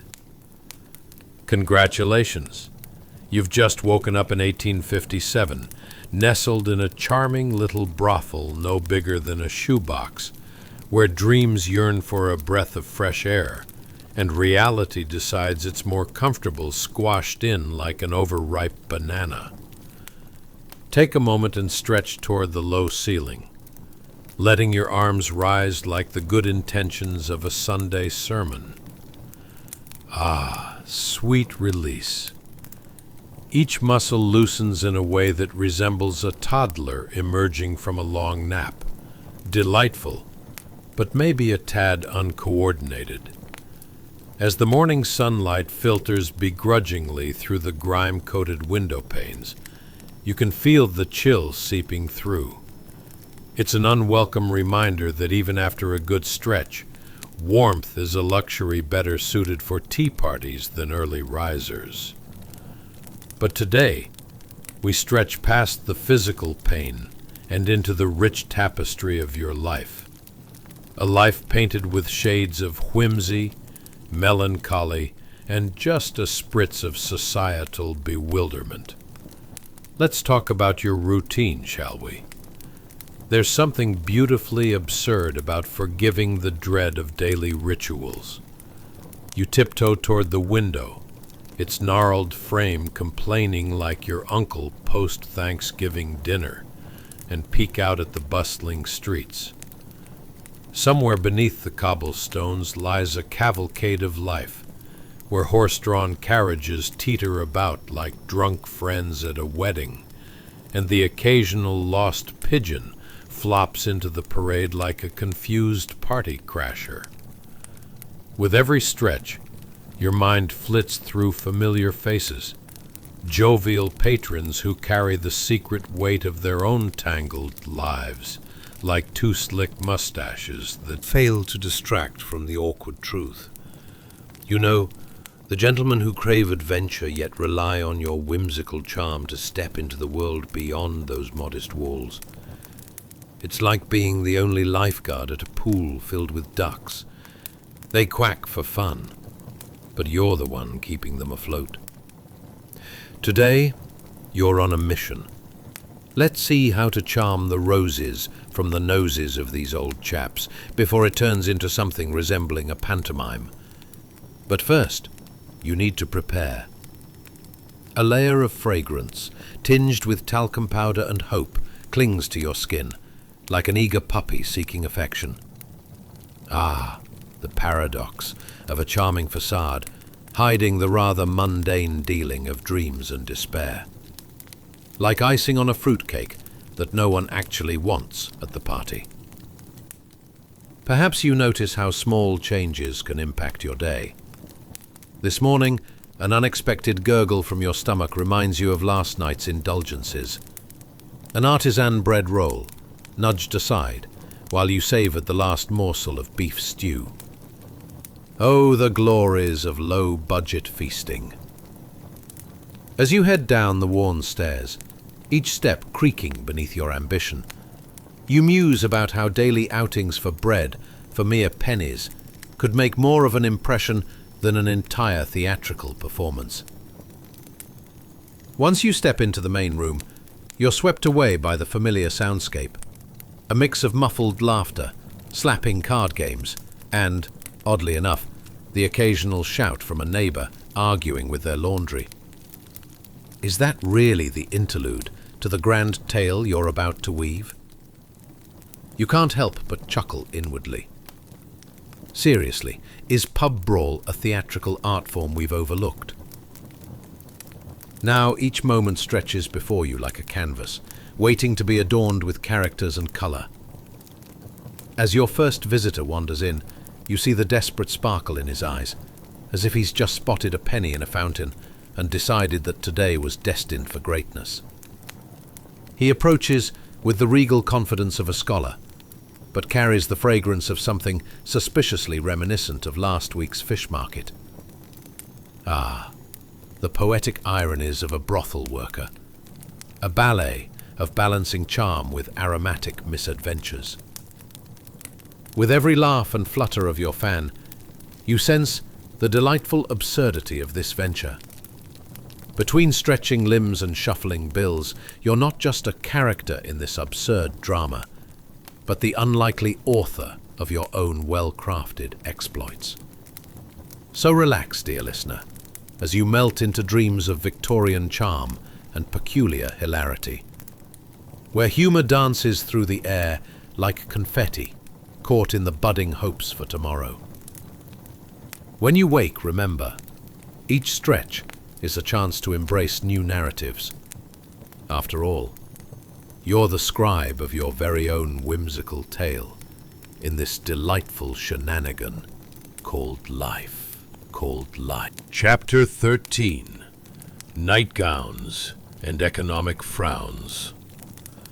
Hey guys, welcome back as we dive beneath the frayed hems of Victorian London's swirling skirts, where the air is thick with secrets, and if you squint just right, you can almost discern the difference between a patron's cologne and yesterday's fish market.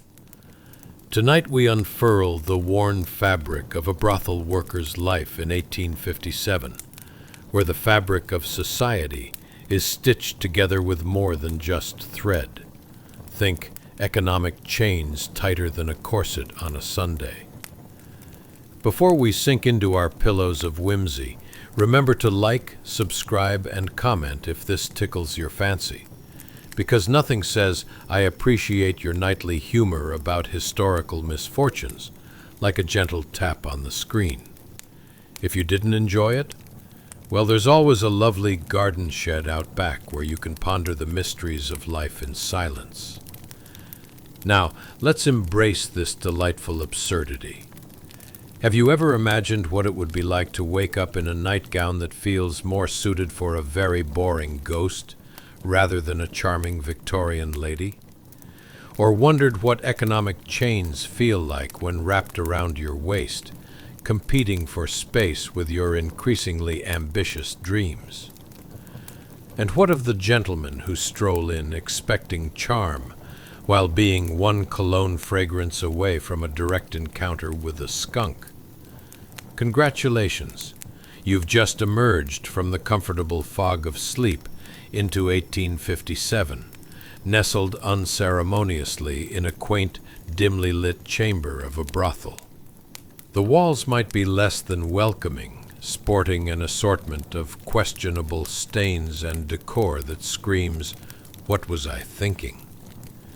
You lie there, contemplating the fascinating choice between a simple, worn nightdress and the dark blue, well-mended day dress that tugs at the edges of the wardrobe, begging for daylight.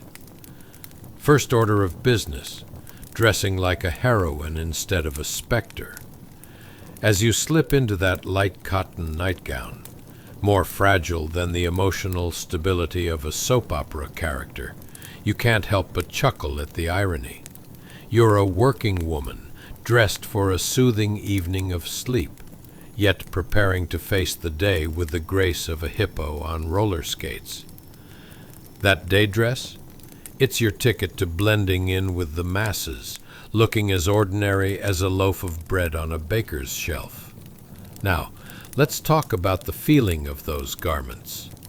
The light cotton flutters around you like a persistent mosquito, while the wool day dress wraps you tightly, reminding you even more fiercely that, yes, your dietary choices from last night are still having consequences.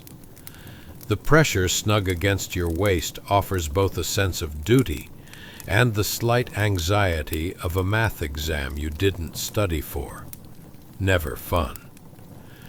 You pulled the day dress over your head with the grace of a statue trying to escape its pedestal. This, dear listener, is where the fun begins. Stepping into the bustling chaos of your routine, every corner echoes with a symphony of sounds. The creaking floorboards sing your morning anthem, while noisy patrons and their equally expressive pastimes create a cacophony of life. You glance out of the small, grime-coated window, where you see today's patrons approaching the door like bees to honey, each more peculiar than the last. One gentleman sways as he walks. Was that enough gin to sink a ship, or just a little too much cheese? Ah, the delightful uncertainty. As you move about the room, the morning light flickers through the dusty panes. The scent of stale bread lingers in your nostrils, intertwining with the odor of overripe expectations. For every hearty breakfast you missed in your own life, there's a bill that needs paying like an angry friend demanding a split at lunch. Irony, after all, has a way of keeping you on your toes, unlike those boots which, heaven forbid, pinch your toes like a cranky landlord at renewal time. Now the most pressing question arises. Is it truly worth sacrificing comfort for societal appearances? Clad in day dresses that make you feel like one slip away from a runaway horse, you venture downstairs. The creaking wood beneath your feet sings the ballad of those who've treaded these boards before you, all while you contemplate whether to lead your own theatrical performance or simply resign to marginally established chaos. Finally, you receive your audience for the day, gents who wander in like lost puppies, desperately seeking adventure, but more often than not finding disappointment on a scale previously unseen.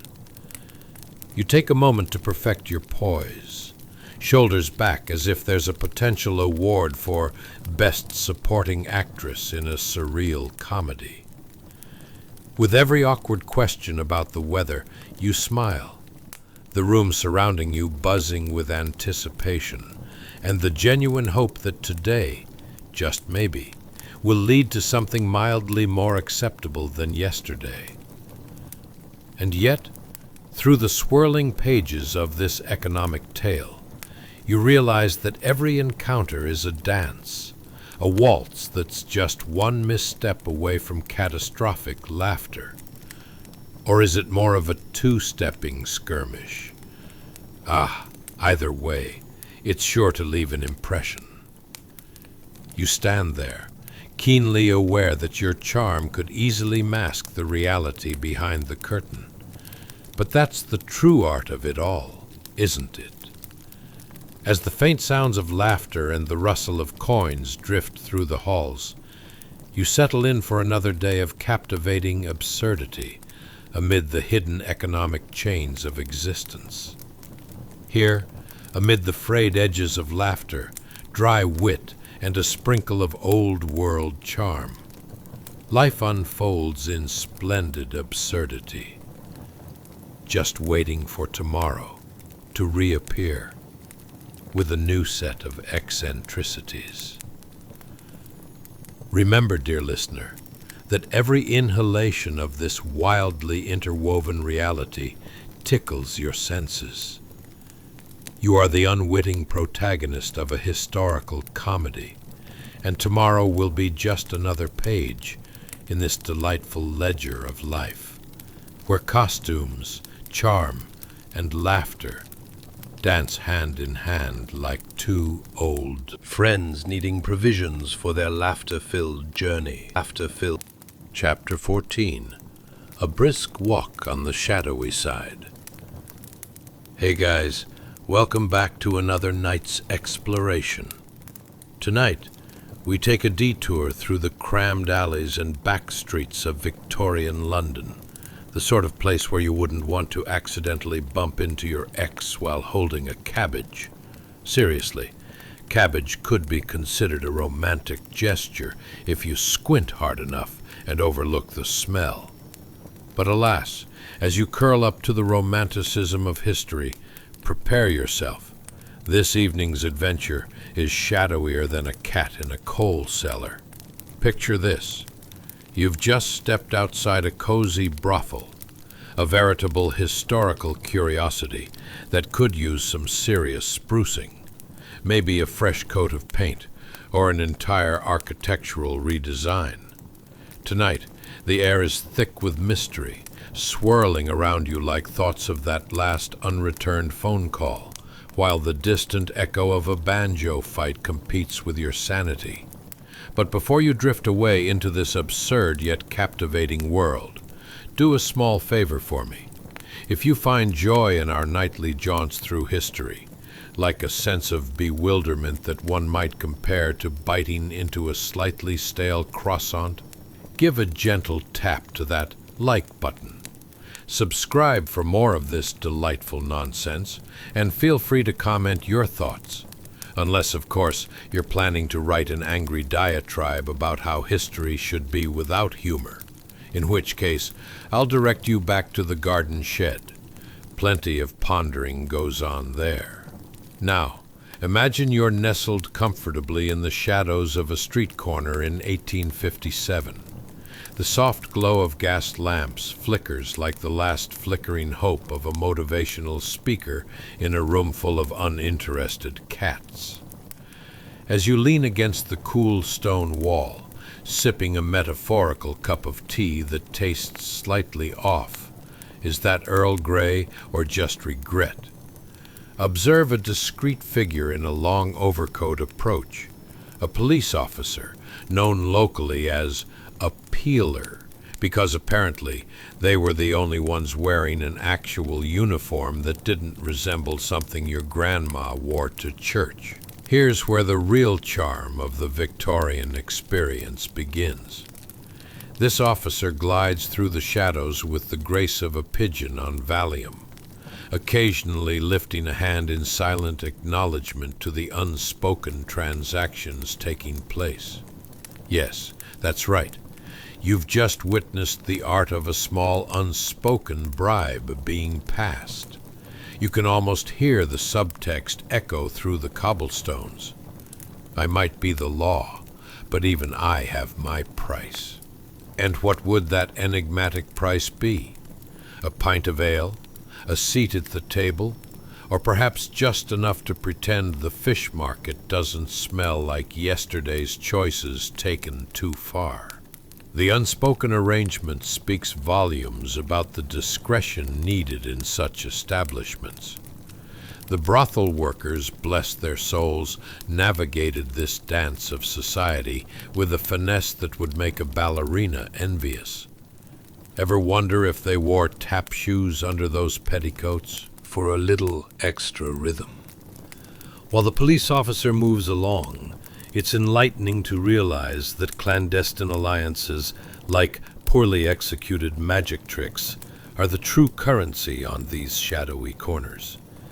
Again, you stand there, absorbing the ambiance, the sharp scent of coal smoke in the air, mingling uncomfortably with the lingering aromas from the brothel, a heady mix that could be bottled as ode to desperation. As evening deepens, the murmurs of laughter and much less innocent chuckles spill out from the brothel entrance. It is as if each light that flickers in the window flickers not just with the flame, but with promise. A little too much promise, if you catch my drift. Can you imagine what it would be like to turn your back on a dull brick wall and approach that small leap of faith? Perhaps you'd want to ask the workers about their day jobs.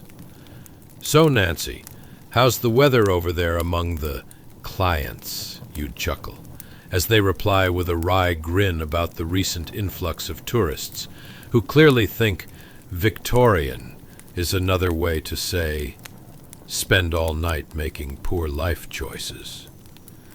As the clock ticks forward and shadows cloak this peculiar playground, you find yourself pondering wider questions, like, were the gentlemen who wandered through these doors truly out for more than just an evening of companionship? How awkward were the introductions? "Hello, would you like to discuss the weather or my questionable life choices first?" Gradually the night deepens, and the vibrancy swells, creating a fantastic mosaic of sounds and scents that is delightfully overwhelming. Here, every chuckle and every conspiratorial whisper becomes part of the tapestry that shapes the lives and economic chains of those hidden workers. If only you could bottle the essence of all this absurdity, to share with future generations the true meaning of doing what you must to get by. So, as you lean against the cobblestones, surrounded by this mélange of wonder, chaos, and just a hint of scandal, remember that every life lived has its chains, visible or invisible. In these shadows, where laughter floats like confetti in the night air, you've entered a world where history and hilarity intertwine more closely than a Victorian fan and the very brisk wind of change. You can't make this up, but then again, history often writes the best comedy. And as the night unfolds in further curious ways, remember, not all adventures come wrapped in a bow. Some just emerge through the alleyways and streets, ready to draw you deeper into the wonderfully odd world that is Victorian London. Chapter 15. The Smith Who Came and Went. Hey guys, welcome back to another night of curious escapades through history's peculiarest corners. Tonight, we plunge into a storyline that's as fleeting as your aunt's enthusiasm for digital technology. An anonymous encounter with a man known only as Smith. He pops in faster than a microwave burrito. Here 1 second, poof, gone the next, and not even a decent wave goodbye. Imagine the Victorian sensation of the evening being more like a surprise pop quiz than a leisurely stroll around the park. You know, the kind where you hope you don't roll your eyes and unintentionally highlight the fact that you've only been practicing your smize for the last 10 minutes in front of a candlelit mirror. If anything sounds more absurd than that, well, my friends, you're about to discover it here tonight. Before we dive headfirst into the bustling chaos of this brothel encounter, do me a favor. If you enjoy listening to mildly interesting history, similar to how one enjoys slightly soggy cereal, hit that like button, subscribe for more whimsical wanderings, and please leave a comment if you feel like joining our fantastical soiree, or if you've simply got a burning desire to rant about how humankind consistently mispronounces quinoa. Now, let's dim the lights a tad, maybe sprinkle a bit of imaginary fairy dust in the air, and slide into a comfortably awkward moment that could rival even the most cringe-worthy reunion. You know how it goes. Hi, I'm Smith. Nice to meet you. Please don't look me in the eye. Congrats. You've just woken up in 1857, the year when top hats were still very much a thing, and folks had taken an impressive 30-year emotional detour since Shakespeare's last performance. Around here, the instructions for social interactions are straightforward. Avoid eye contact, keep your chin up, and sprinkle a bit of charm to hide what could go awry behind your own facade. Think of it as Tinder, but less swiping and more strategic negotiations over the price of a pint. Let's talk about the brothel where our story begins. The air is thick with possibilities, both fragrant and, let's be honest, a little less savory. Imagine stepping inside a space that's warmer than a poorly ventilated sauna, but with a hint of something else, something a bit more questionable. Perhaps it's a bouquet that can only be described as eau de desperation with a hint of regret. It's like stepping into a perfume store where every scent has a backstory, and most of those stories could get you grounded for at least 2 decades. Now, picture the moment when Smith arrives. He walks in, his shoes squeaking like they have something to say, probably, good luck finding a place to rest your eyebrows. The man seems far more engaged with the wallpaper than with any actual interaction. Why? Because who needs meaningful conversations when there are unspoken arrangements to navigate? Isn't it fascinating how certain aspects of human behavior remain unchanged? I mean, Smith has created the ultimate version of social distancing long before it was a health guideline. You could almost hear him mulling over what he would order if he was on a menu. A side of avoidance with a slice of anonymity, please. Immediate transactions have never felt so awkward.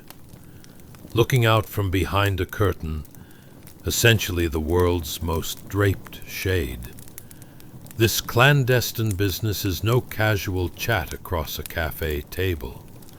It's all a grand ballet, with every gesture conveying as much meaning as a Shakespearean play performed entirely in interpretive dance. Very flowy, lots of confusion, and certainly not for the easily offended. How do these interactions look from a modern perspective? It's like showing up to a pizza place only to realize you're allergic to gluten, only to find your dining partner is debating whether pineapple belongs on pizza. Meanwhile, Smith fumbles through coins with more urgency than a toddler desperately attempting to trade for goldfish crackers. It's all high stakes, punctuated only by muffled giggles from the other side of the parlor. Quite charming in its own chaotic way. As your mind wanders, it leads you to ponder, what is even happening in the minds of both parties? Is Smith evaluating his options, weighing out karma points for the rest of his week? Sure, I could have a slightly awkward evening, or go home and dip my face in a bowl of mashed potatoes. Decisions, decisions. Funny how the distance feels the same today. We still may meet someone at a bar, avoid an awkward conversation, and then hurry off into anonymity, all in the pursuit of avoiding the eye contact that screams, "We are not having an option for dessert, are we?" Before long, Smith has grabbed what he came for. Perhaps companionship. Perhaps just a momentary break from reality. Then he's gone in a flash. Just like that, he's out into the night, vanishing into the fog like a magician, with all the flair of a middle-aged dad trying to remember where he parked the car. Poof. And you're left standing there in the brothel, pondering what just occurred, and if you should complain to someone about the clattering of your own heart over that brief exchange. And what a moment that could be. As the door clicks shut, his absence mingles with the unsettling odor of desperation still wafting in the air. A reminder that life is one long series of short interactions that don't all require deep farewells. You can't make this up. But history certainly does make a habit of laughing at us in the process. So as you chuckle at the surreal nature of these transactions, let's keep a twinkle in our eye for the next curious encounter that Victorian life surely has in store. For tonight, the dance continues. And who knows what other whimsical characters might waltz through these shadowy holes again. Chapter 16. The Morning Sounds of Great Expectations. Hey guys, welcome back to another night of mildly exciting forays into the peculiar playground of history. Tonight we venture into an era filled with melodrama and obscure economic constraints that might send shivers down your spine. Though honestly, that's probably just the drafty Victorian architecture. It's the sort of period where you could open a window and suddenly host every stray cat and its third cousin because, let's be real, nobody cared about double glazing back then. As we set the stage, picture this. A morning in 1857. The year when the world was collectively trying to decide if they should wear top hats or bowlers, much like your great-uncle trying to choose between socks with sandals or camo cargo shorts. You hear children shrieking outside, their laughter breaking the drowsy silence like a sudden sneeze in a quiet library. A dog is barking, perhaps questioning the whole concept of morning itself, while the street vendor's melodious call floats through the air, triumphantly declaring, "Knives to grind." Imagine waking up to that legit herald of hope, or perhaps an absurd reminder that you really need to listen to your barber about that mullet you thought was making a comeback. But let's be honest. What's a Victorian morning without a pinch of existential dread? As you rub the sleep from your eyes, you might find yourself pondering questions about life that are only slightly more important than, did I leave the oven on? Such as, what were the working conditions for a brothel worker? Or, is it possible to earn a living wage while peddling your wares in a damp alley? You know, deep thoughts over coffee. As you lean back, shifting into the fluffiness of your current historical escapade, let me ask, what are the odds that any male patrons remember to tip? And what's the immediate post-morning routine? It's got to be more complicated than your attempts at making sourdough during a Pinterest binge.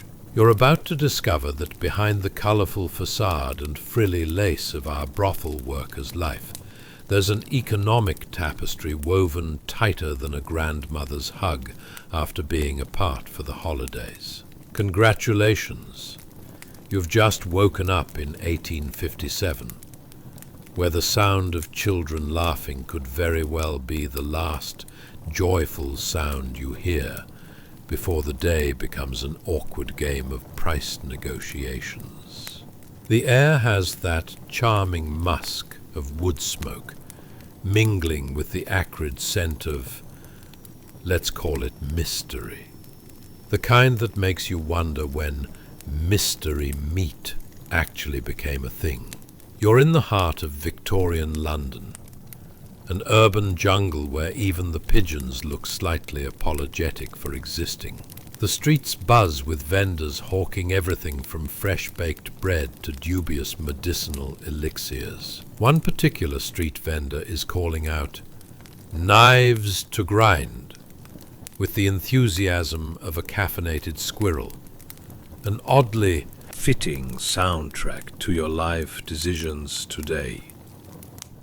As you stand by a window, the sunlight peeking through layers of over-decorated curtains that are doing their best impression of a Victorian lighthouse, it suddenly dawns on you that brothel workers, much like you on a Monday morning before coffee, have a rough job. Except instead of, "Can I help you with that?" there's a whole lot of, "Should I really have worn those boots?"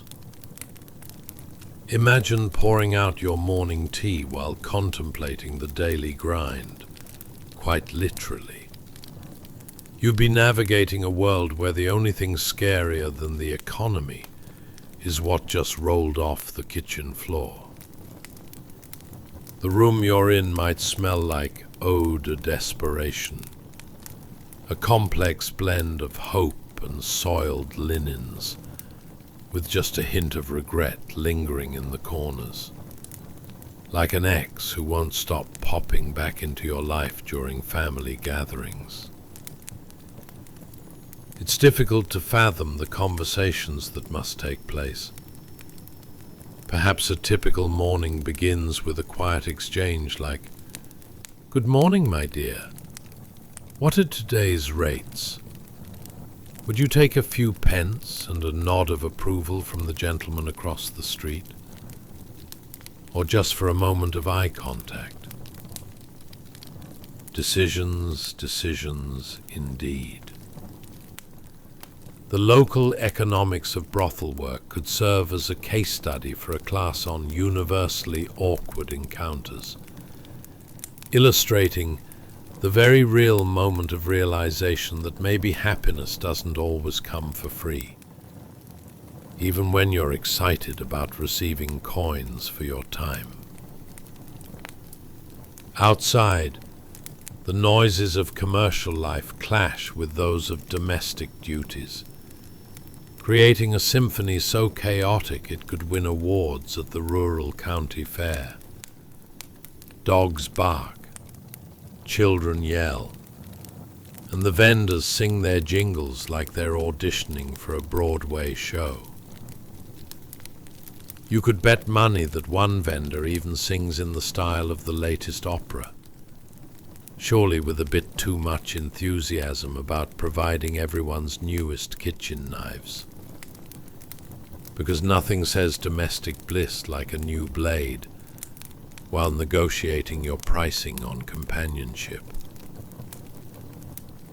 A knock disrupts your contemplation, and you realize the day has officially begun. Servants hurriedly dash about, delivering messages, serving tea, and juggling wildly between courtly mannerisms and a semblance of order in what's bound to be a chaotic day. It's like a live rendition of a Shakespearean comedy. There's slight chaos, awkwardness, and high stakes because remember, they're navigating a world packed fraught with questions and even more dramatic stakes. Much like any dating app story you've ever heard. Amidst the clutter, the shrieks of children blend into a cacophony of sounds, echoes of life, laughter, and yes, even the occasional scuffle over who gets the last biscuit. Ah, the resilience of humanity. You settle into the soothing chaos, feeling comforted by the shared absurdity that life throws your way. You realize, in the simplest of joys, or perhaps the most ludicrous misunderstandings, every London morning is both a burden and a blessing. As your world unwinds, you're in for a delightful day of hilarity and unexplained economic circumstances, or at the very least, a kick of comedic relief amidst life's many conundrums. Whatever it is, rest assured, today promises to be another chapter of mildly interesting history, filled with something more ridiculous than your last family dinner. Chapter 17. A day in the life of a Victorian brothel worker. Imagine, if you will, waking up to the gentle light of 1857, peeking through your tattered curtains. You roll over, squinting at the alarm clock that doesn't exist, realizing today isn't going to be a walk in the park, but rather a scramble through a field filled with roses and a hefty number of thorns. In fact, scratch that. Today feels more like a triathlon, where the first event is convincing patrons that yes, your questionable living arrangements are part of a charming, albeit grim, fairy tale. Now let's talk about this life. A life spent behind those very lace curtains. You might find yourself pouring a cup of tea that was brewed with water so questionable it deserves its own cautionary label. The air is thick, not just with the scent of yesterday's scandalous dealings, but also with the kind of hope that feels a bit like clinging to a fading memory of how it used to be, before you started trading your dignity for a slice of economic survival. Picture that, like deciding to use expired milk in your coffee just to save a bit of cash. Oh, the irony of living your day-to-day in a place where the normal sounds of life, children playing, dogs barking, vendors hawking knives, bleed together like an awkwardly mismatched playlist on your favorite streaming service. You, standing at that proverbial crossroads of life, find it rather fascinating how the world outside your ever-scandalous abode feels so vibrant. Yet your little corner pulses with the melancholy of survival. It's like watching your neighbor's kids play outside, while you're stuck trying to decide whether you can convince that one gentleman who brewed a questionable mustache to return your lost shoe from last week. Just look at you, as you wipe the sleep from your eyes, preparing for a day that feels more chaotic than an endless scroll through a social media feed filled with influencers selling biodegradable cutlery. You're a casualty of your own livelihood, reflecting on the oddity of it all, drifting through existence like a badly timed pun in a friend's comedic monologue. The brothel isn't just a workplace. It's a stage on which the absurd play of humanity unfolds every day. And let's not forget the clients, Depending on the day, they might range from the well-dressed gentleman with the demeanor of a squirrel in need of a nut, agitated and overly caffeinated, to the earnest farmer who thinks a good crop rotation can solve everything, including your pricing. This delightful rotation of lords, tradesmen, and decidedly quirky townsfolk sets the backdrop for your every endeavor, shaping your journey like the unfortunate seams of a poorly tailored gown. As you navigate the morning, you can almost feel the weight of history like a thick fog swirling around you, suffocating but oddly comforting. The threadbare cushions on your rickety sofa whisper secrets of transactions past, while the echo of laughter filters in through the open window, mixing with the harsh and often comical reality that surrounds you. You find yourself asking, how does one maintain dignity amidst a backdrop that even the bravest of poets would hesitate to describe? An existential question, to be sure, much more fulfilling than pondering your last few choices in footwear.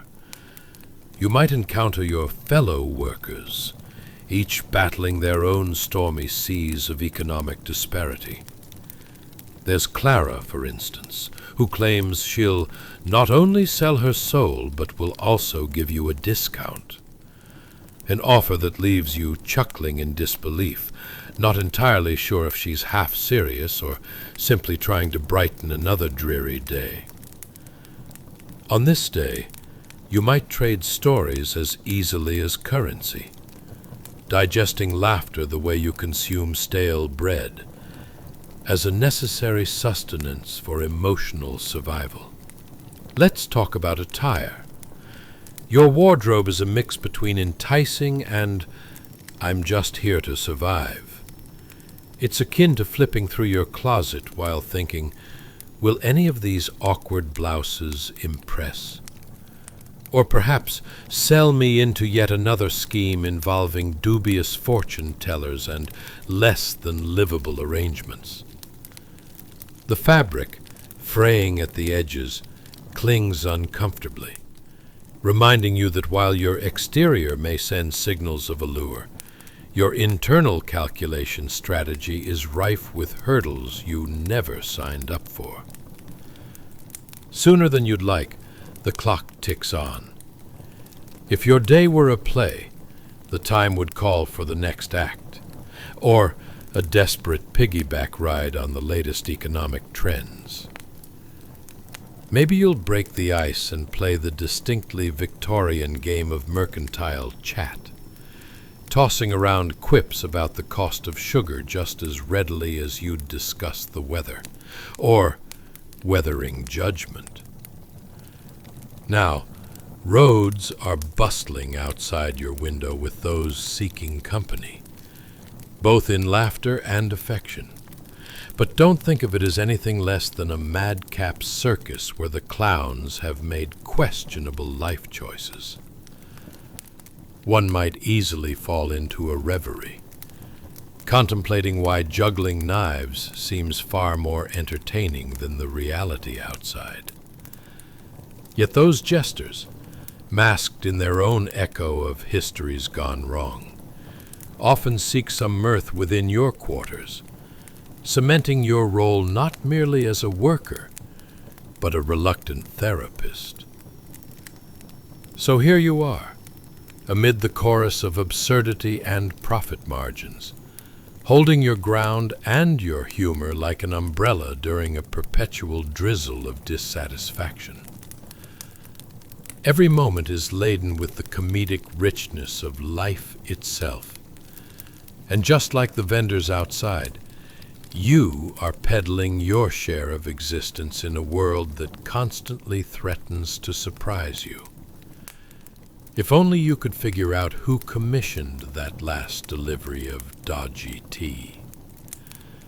And as you prepare to step out for the day, it's clear that every giggle, sigh, and lingering chime of the pocket watch marks another convoluted chapter in your rollicking existence, one woven intricately with mischief, survival, and the ever-entertaining absurdity of being. Chapter 18. The Seaside Dreams of a Victorian Brothel Worker. Hey guys, tonight we're diving into a world that's as far removed from your cozy beds as a Victorian gentleman is from good hygiene. Welcome to 1857, the scent of roast rabbit hanging thick in the air like a bad cologne. Just imagine, you're lying in bed, rumpled sheets clinging to you like that one friend who won't take the hint and leave the party. It's a time when the best accessory was a parasol, not the latest smartphone, and your morning routine involved more existential dread than skin care. Before we embark on this slightly damp voyage, I kindly invite you, but only if you actually enjoy this, to like, subscribe, and drop a comment about your favorite wet dog scent, because who doesn't love that? Now, grab a blanket, dim the lights, adjust your fan so it strategically covers the smell of last night's questionable takeout, and let's set sail into the port of absurdity. Have you ever wondered what it's like to wake up in a brothel and be told it's going to be another splendidly chaotic day? Or maybe you've pondered if the floor is actually cleaner than the last two gents who trod across it. And what's the deal with dreams of escaping to the seaside? Surely it's the Victorian equivalent of scrolling through a travel blog while clutching a slice of bread. Well, worry not, dear friend. You're about to uncover all this and more. Congratulations! You've just woken up in 1857 London, where the air is thick with ambition, unwashed bodies, and, oddly enough, the hope of a day by the coast. Your roommate, Lily, stretches her arms above her head, yawning like a contented cat, her eyes sparkling with that all-too evocative longing for sea spray and sun-soaked laughter. A frivolous daydream compared to the humdrum reality of your grimy apartment. Wouldn't it be grand, she muses, her voice dripping with wistfulness, to toss off our corsets and set forth upon the waves? Imagine it, a seaside escape filled with seagulls squawking as if they've just heard the worst joke of all time. Just us and the sand, dear friend, sizzling in the sun like two slugs left too long on the windowsill. You can't help but chuckle at her metaphors as they capture the whimsical essence of Victorian escapism. The sea, that elusive blue wonderland, beckons like a flailing arm trying to paddle through a sea of drudgery. Meanwhile, your mind drifts back to the notion that a life spent by the seaside might involve fewer scurrying feet pacing the floor in search of, shall we say, companionship. Imagine waking up to the sound of waves crashing instead of the ominous creak of the floorboards under the weight of yet another stag party gone rogue. What a dream! It's the sort of escape that tempts you like a half-eaten crumpet left on a plate, inexorably luring you closer, even if you know it's going to turn into a life lesson in disappointment. But alas, you're not at the seaside. You're languishing in a Victorian room whose wallpaper seems as desperate for fresh air as you are. Lily's visions of the beach might as well be fantasy novels, the kind where mermaids braid each other's hair while reconsidering their life choices. As you rub your eyes, the scent of poorly brewed tea wafts in from the kitchen, mingling with the whiff of what appears to be last week's stew fighting for survival against an army of mold. The kitchen is a battleground of culinary catastrophe. You've come to terms with this. Even your loaves of bread are playing hide and seek like wayward children, only to be found rock hard and undiscussed. leading you to question why you thought it would be a good idea to save another penny. Will you be wheeling and dealing like a true Victorian entrepreneur? Nah, you're just managing to stay awake between shifts and wonder if it's too late to join a traveling circus. As you both sip your increasingly cold tea, an absurd ritual that serves as breakfast to you both, Lily leans in conspiratorially. What if we snuck away? Oh, just imagine it. Our toes digging into the sand. Perhaps a scandalous dance with a fisherman named Barnacle Bill. If he smells anything like this tea, we may have to settle for a scandalous conversation instead. Sure, why not? You can already envision your collective transformation into sun-kissed deities, running away from a life filled with crumbling dreams. Life by the beach, where instead of dodging unwelcome affirmations of your professional choices, you could be dodging wave splashes and an occasional overly friendly clam. Of course, reality, much like the last dish you washed, sneaks up on you. Staying hopeful, however, you join Lily in brainstorming how to hustle a few extra coins at the brothel later on, despite all odds. After all, each sale is just a ticket to your grand escape, until Barnacle Bill comes around, begging for his own idea of fun amongst the shoreline chatter. So here you stand, between joy and absurdity, sandcastles and seaweeds of realities colliding. Every flutter of hope towards the seaside feels like building a glorious sandcastle equipped with turrets, until the tide inevitably rolls in and takes it all away. But wouldn't it be a delightful struggle worth living through? And thus, as you gather the courage to face another day, you can't help but wonder, who needs the sea when you've got laughter, absurd dreams, and an ever-expanding inventory of questionable decisions? The sun may rise, the waves may remain elusive, but your wit, that's the ultimate escape in this topsy-turvy tale of existence. Chapter 19. A Day at the Beach and the Grim Reality of Grime. Hey guys, welcome back.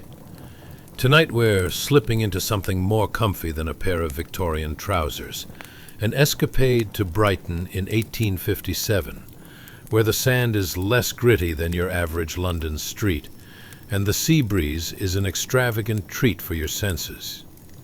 Now, before we plunge headfirst into the salty seafoam of yesteryears, I implore you to like, subscribe, and share the whimsical thoughts that dance through your mind, but only if you actually enjoy this. Let's get cozy. Dim those lights. Unleash the gentle whir of a fan, and snuggle into your pillows like the marshmallow you were destined to be. Tonight, we're about to explore the joyful escapism of a Victorian brothel worker's childhood memory, the rare and fleeting moments of laughter amidst the dusty gloom of daily life. Have you ever wondered if the ocean would make you less anxious about your choices, or if sand between your toes could somehow erase the memories of dodgy encounters with less than hygienic gents? What if you woke up thinking today was going to be a waterfront extravaganza, only to be slapped back into reality by the nightly raucousness of your flatmates? It begs the question, do seagulls squawk less at the beach than in your backyard? Or is there an unspoken competition between the birds and the neighborhood cats? Congratulations, you've just woken up in 1857 Brighton, where the morning sun glints off the frothy waves, promising a day of fun that feels more like a fairy tale and less like a Victorian-era tragedy. Your heart flutters like a poorly secured flap on a picnic basket as you slip out of your sleep-worn, ruffled sheets. An aesthetic choice that screams, "I survived last night," instead of, "Good morning." Imagine the sounds. The gentle lapping of waves against the pebbled shore, like a soothing chorus inviting you to join their club. The salty sea air fills your lungs, competing with the pungent memories of last week's boiled cabbage. Oh, the choices we make. As you stride towards the beach, it hits you. The scent of hot, sugary pastries twisting in the breeze, mingling with the faint, hesitant razzle-dazzle of seagull droppings nearby. Why live with the regret of not indulging? You recall that time years ago when you visited Brighton for a family outing. That rare moment where joy felt like a well-earned summer vacation, not just another fog-laden Tuesday in London. The day was so bright it practically shouted, "Let's get sand in our shoes and laugh about it." Dusting off the cobwebs of memory, you fancy the chaos of your siblings scampering towards the shore, shrieking with delight as they chased waves like they were fleeing their own responsibilities. If only that excitement didn't feel like it was fading faster than a sandcastle against the relentless tide. A memory unfolds vividly. The sight of your father wrestling with an oversized beach umbrella, struggling like a man trying to tame a particularly rebellious octopus. "There's no way this can be more complicated than the art of sonnet writing," he exclaims, though the wind doesn't appear to share his optimism. Meanwhile, your mother clutches her sunbonnet like a lifebuoy, attempting to salvage the day from the clutches of disaster, all while balancing a picnic basket that seems to threaten to unravel at any moment. As the ocean embraces your toes, you feel a tingle of nostalgia mixed with a hint of mirth. It's so picturesque that you almost forget the grimy London reality waiting for you. Just then, a mischief maker known as a seagull swoops in, keenly aware that your cotton candy isn't safe. It's as if the bird just got off the Victorian version of a reality show. Survivor, Brighton edition. You watch, entranced, as it snatches your sugary treat and vanishes into the sky. It's a heist that would make even the most seasoned pickpocket proud. You shake your head, giggling at this urban wildlife. A bit like your family, really. There's definitely a case of survival of the fittest going on. After all, what's a day at the beach without your siblings plotting to drown one another in the shallows, and your parents arguing about the proper way to construct a beach fort? How deliciously absurd. It's a blend of hilarity and chaos fitting for a comedy. One big happy mess. A stark contrast to the cramped apartment you share back in London. Between negotiating bill payments and avoiding awkward conversations about where the business really happens, such memories feel like a vacation brochure you find stuffed beneath your mattress. Come to Brighton, the brochure might say, where sand is temporary, but laughter can last a lifetime, unless you're ambushed by a wayward seagull. As the hours roll on, and you build sandcastles that inevitably become the galley of tragedy, only to be stomped on by the next wave, you realize this moment is fleeting as the tide. You return to the unease of reality, a metaphorical beach towel being yanked from under you, reminding you that adulthood can be as relentless as the ocean's pull. But before you head back into the fray of life's gritty whims, you grasp those sweet memories like seashells. Perhaps they can serve as tiny anchors in this vast ocean of challenges. The sun dips low, casting a golden hue over Brighton, and you saunter back, wondering about the next adventure, the kind that's less about getting sideswiped by waves and more about embracing the absurdity of life. So here's to the journeys, a little bit sandy, a little bit soggy, and all the more worth it. As you drift into the fabric of your present, you chuckle softly, allowing a sliver of that joy to ride home with you amid the unrelenting waves of life's demands. Chapter 20. The Secret Stash of Dreams. Hey guys, welcome back to yet another episode of Historical Hilarity, where we explore topics more fascinating than a cat stuck in a Victorian bonnet. Tonight, we take a stroll down an alley darker than your neighbor's sense of humor, a peek into the world of a Victorian brothel worker in 1857. Just imagine, this was a time when hygiene meant scrubbing with less than convincing soap made from who knows what.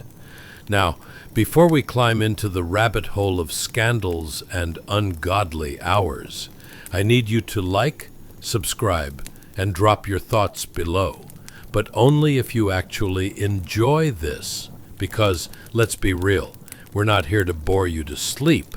We're here to whisk you away to a world of historical charm, or at least to a place where the lack of charm has a comedic edge. So, let's dim those lights, turn on a soothing fan, and settle into your pillows like a well-worn sock at the bottom of the laundry basket. Take a deep breath and consider this. Have you ever wondered how difficult it is to stash your pennies when your roommate keeps eyeing your jar like it's a piñata? Or perhaps you've thought that saving for a rainy day is as mythical as finding a unicorn in your backyard. Imagine waking up in 1857, surrounded by more secrets than a magician's hat. Congratulations! You've just risen and shined in the lavishly cramped quarters of a Victorian brothel. The early morning light scuttles across slightly stained wallpaper, illuminating the corners where mischief and dreams intersect. Let's take a moment to talk about your secret stash of coins.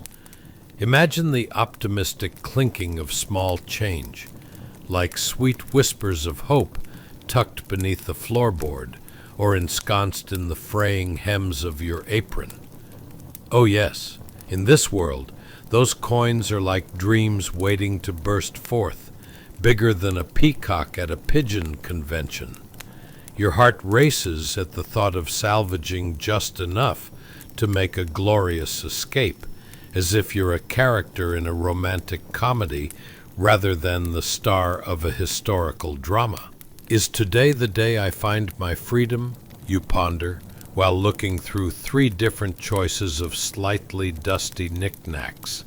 If only there were a how-to guide titled Financial Freedom for Dummies, hidden in a long-lost drawer. As you sift through the wooden trinkets, a whirlwind of thoughts swirls around in your head. Did the other women keep their savings secret? Or were they too busy thinking of how to make ends meet? And with thoughts sparking like a faulty gas lamp, you imagine a day where you can stroll through the streets without having to dodge the lewd comments from passing gents, or dodge the smell of last week's cabbage, which, let's face it, could double as an emergency floor cleaner. Now, let's talk about that secret spot. Say it's within the dusty confines of a fraying mattress. Its springs singing you a slightly off-key lullaby about back pain and regrets. You pull out one of those coins, smooth and shiny, and it feels like the key to a freedom that just might be a little bit sticky, much like everything else in this room. Oh, the irony. For while the women in the brothel shared their lives, camaraderie forged through shared destiny and unsolicited attention, they also wove brilliant dreams of escapism. Not unlike a cat plotting to steal your breakfast. Will you use the coins to start a new life? Or will you just buy a new pair of shoes that will pinch your toes more than the glances from the gentlemen lurking below? Let's put this into a modern perspective. Picture saving pennies like trying to keep your budget in check during a summer sale.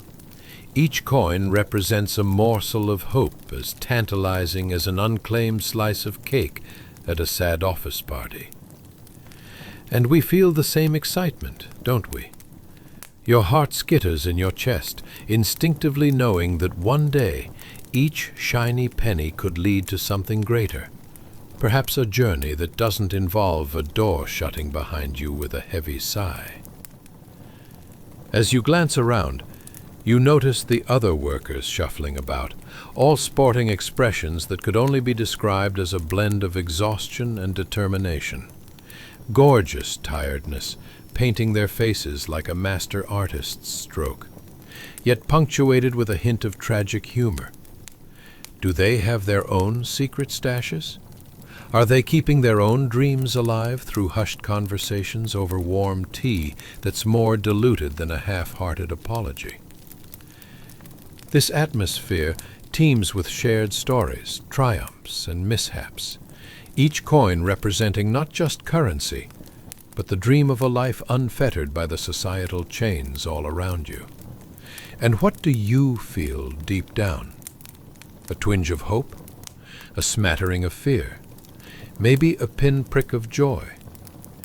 Each coin is an unfulfilled promise waiting to spill over into a world beyond these walls, where laughter and sunlight could mingle without a rigid escort. Yet when you glance back at the other women, a bustling hive of hopes, they share a connection that's utterly profound. You can't help but chuckle to yourself, isn't life just like a poorly written play, always with tragic comedy weaved through the plot twists? As the sun begins to set behind the cobblestone streets, you can't help but feel the life in that tiny, worn-out room spice up into anticipation. And so we wonder, what's next? As you tuck away your coins into your beloved secret spot, the sweetness of dreams allows you a glimpse of what could be.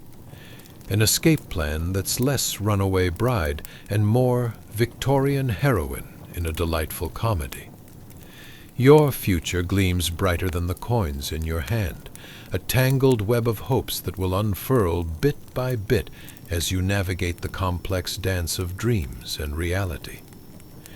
Here's to what lies ahead, shimmering like a mirage in the twilight of your fever dream life, where joy peeks through the cracks in between. Next time we'll take on more thrilling escapades under the cloak of history, but for now, cherish that secret stash, for it holds the laughter and dreams of all who dare to live. Chapter 21. The Quiet Conundrums of Soporific Lives. Hey guys, welcome back yet again to the bizarre and mildly tragic tapestry of historical life that's more tangled than your last attempt at networking. Tonight we're delving into a scene so rich in quirky charm that even a philosopher would have trouble nodding off. It's about the economic chains of a Victorian brothel worker in 1857. Yes, that's right. Batten down the hatches and get ready for tales that are stickier than last week's marmalade. But before we take a dive deeper than your neighbor's home repairs, I need you to do me a solid. Like, subscribe, and drop a comment below, but only if you actually enjoy this little escapade through yesteryears. We're here to entertain, not to pull a snooze fest. So if your eyelids are starting to feel heavier than a sack of potatoes, we might be doing it wrong. Now let's dim those lights. Set a soothing fan on full blast to mimic the gentle Canadian breeze, or whatever the weather app incorrectly predicts, and snuggle into those pillows like a well-loved teddy bear that's seen one too many laundry days. Here's a question for you. Have you ever felt like you were saving your pennies like they were collecting dust? Or perhaps the pursuit of your dreams feels a tad more complicated than figuring out how to order takeout on a Friday night? If you answered yes, congratulations. You've just become the ideal Victorian brothel worker. Yes, I said it. Just picture yourself waking up in an era where simmering in your own sweat was considered a robust health regime, and clothing options included more layers than a lasagna at a family reunion.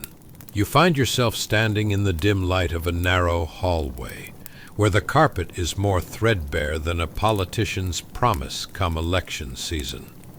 Now, as you leave your cramped quarters, that sly sense of adventure tickles your senses. Your heart races at the prospect of finding a secret stash of coins, hidden away like those slightly expired coupons you keep promising to use. It's almost as delicious as a clandestine piece of chocolate tucked inside your sock drawer. Potentially delightful, but also risking a foul odor if your laundry piled too high. But let's remember, keeping anything hidden in this smorgasbord of shabby elegance is a task fraught with more pitfalls than an obstacle course designed by your overly competitive uncle. The hall is less of a grand entrance and more of a catwalk on a bad hair day. As you shuffle along, your mind spins. Did the other women keep their savings secret? Or are they simply pros at burying treasure, as if they were afraid of becoming the evening's entertainment for some raucous, grinning gents? Let's talk about those coin stashes, shall we? Picture this. It's a fine Saturday night in 1857, and your pocket might contain the equivalent weight of a pet hamster in scraps of metal threatening to slip through the fingers of your threadbare apron. You could practically hear them whispering, "Let us be spent wisely." Their metallic clinking is reminiscent of a pot that's just taken a tumble off the counter. Like, is it a message from the universe, or merely the sound of your dreams chasing after that short little man with a bowler hat? The thrill of the chase. You speculate for a moment. Would you dare to use those coins to begin a life anew? Or would you simply spend them on a pair of slightly better shoes? Because, let's be honest, nothing adds to the allure of a brothel quite like shiny footwear that pinches the toes worse than a surprise Monday morning meeting. "Look at these beauties," you'd exclaim, while thinking, "These better not be the shoes that I trip over on my grand escape." Imagine for a moment a modern-day twist. Storing coins like that sad little morsel of leftovers in the back of the fridge, longing for a time when its destiny could finally be realized. A penny here, a farthing there. Eventually, you could be throwing a fabulous moving sale where everything was attached to heartbreak in some convoluted way, like the emotional baggage of an unwritten rom-com. But let's not forget the other women. The atmosphere is a concoction of laughter, whispered dreams, and the occasional blushing giggle, all layered over the faint, lingering scent of perfume that's trying its best to mask a range of less than ideal odors, like cabbage that had a little too much life experience. Here, camaraderie brews like a well-aged cocktail, tinged with mutual understanding and a sprinkling of, "Did you hear what happened last week?" behind those crimson-draped walls. You see, within these dim corridors lies a community of shared survival. Each coin, each whispered hope, holds a promise, a chance at freedom fluttering just out of reach like a kite tangled in the branches of a particularly thorny tree. Now, imagine the energy in that little space, where dreams seem to be sticking to the walls like last month's wallpaper. It's laughter mixed with yearning, and in that room, even a tinge of envy can spark camaraderie. almost like a twisted family reunion, minus the awkward small talk and potato salad.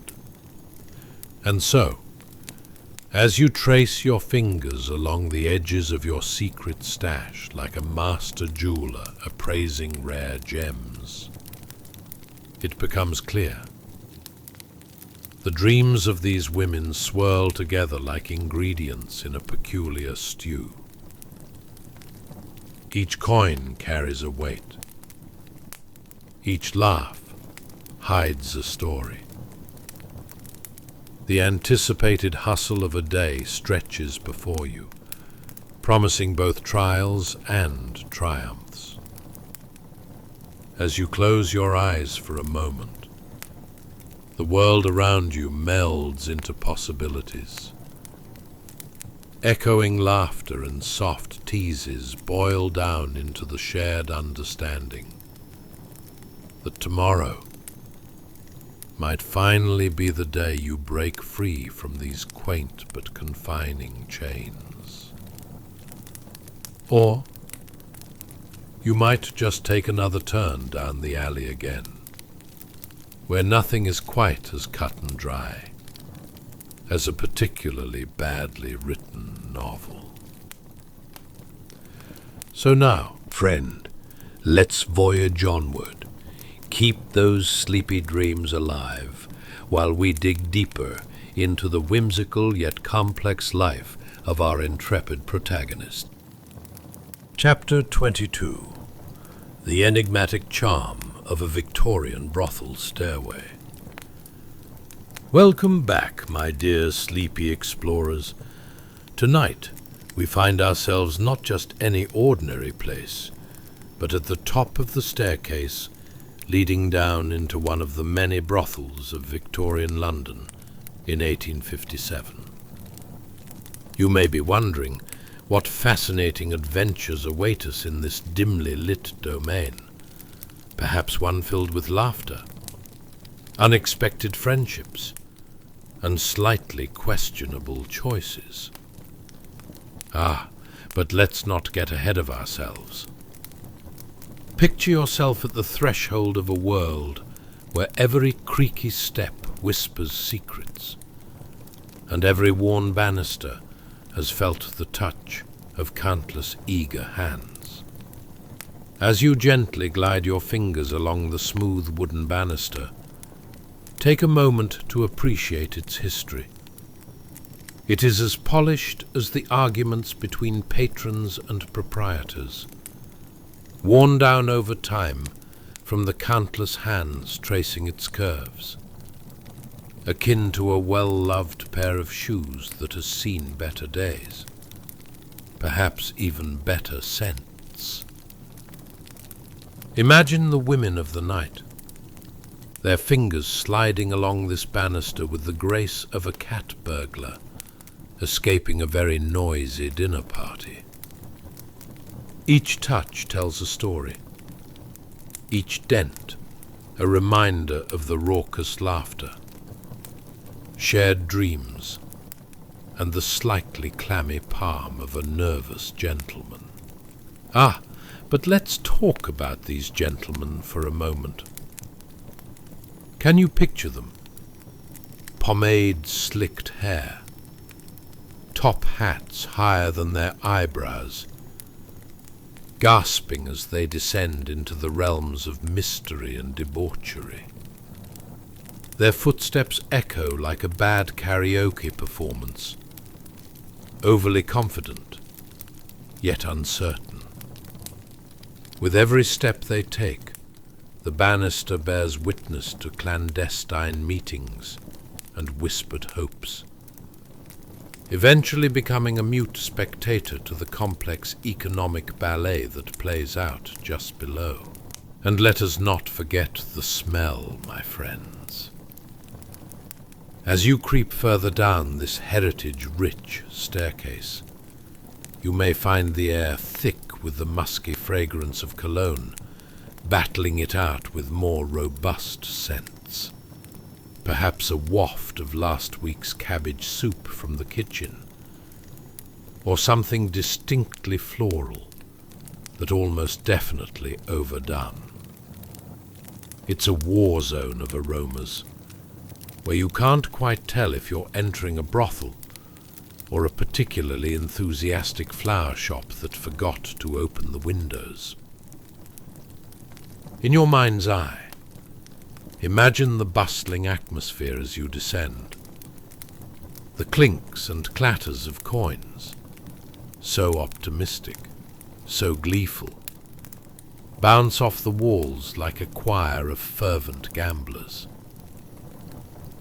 Each coin holds a promise, neatly tied in the humble fabric of a shabby apron, ripe for the picking.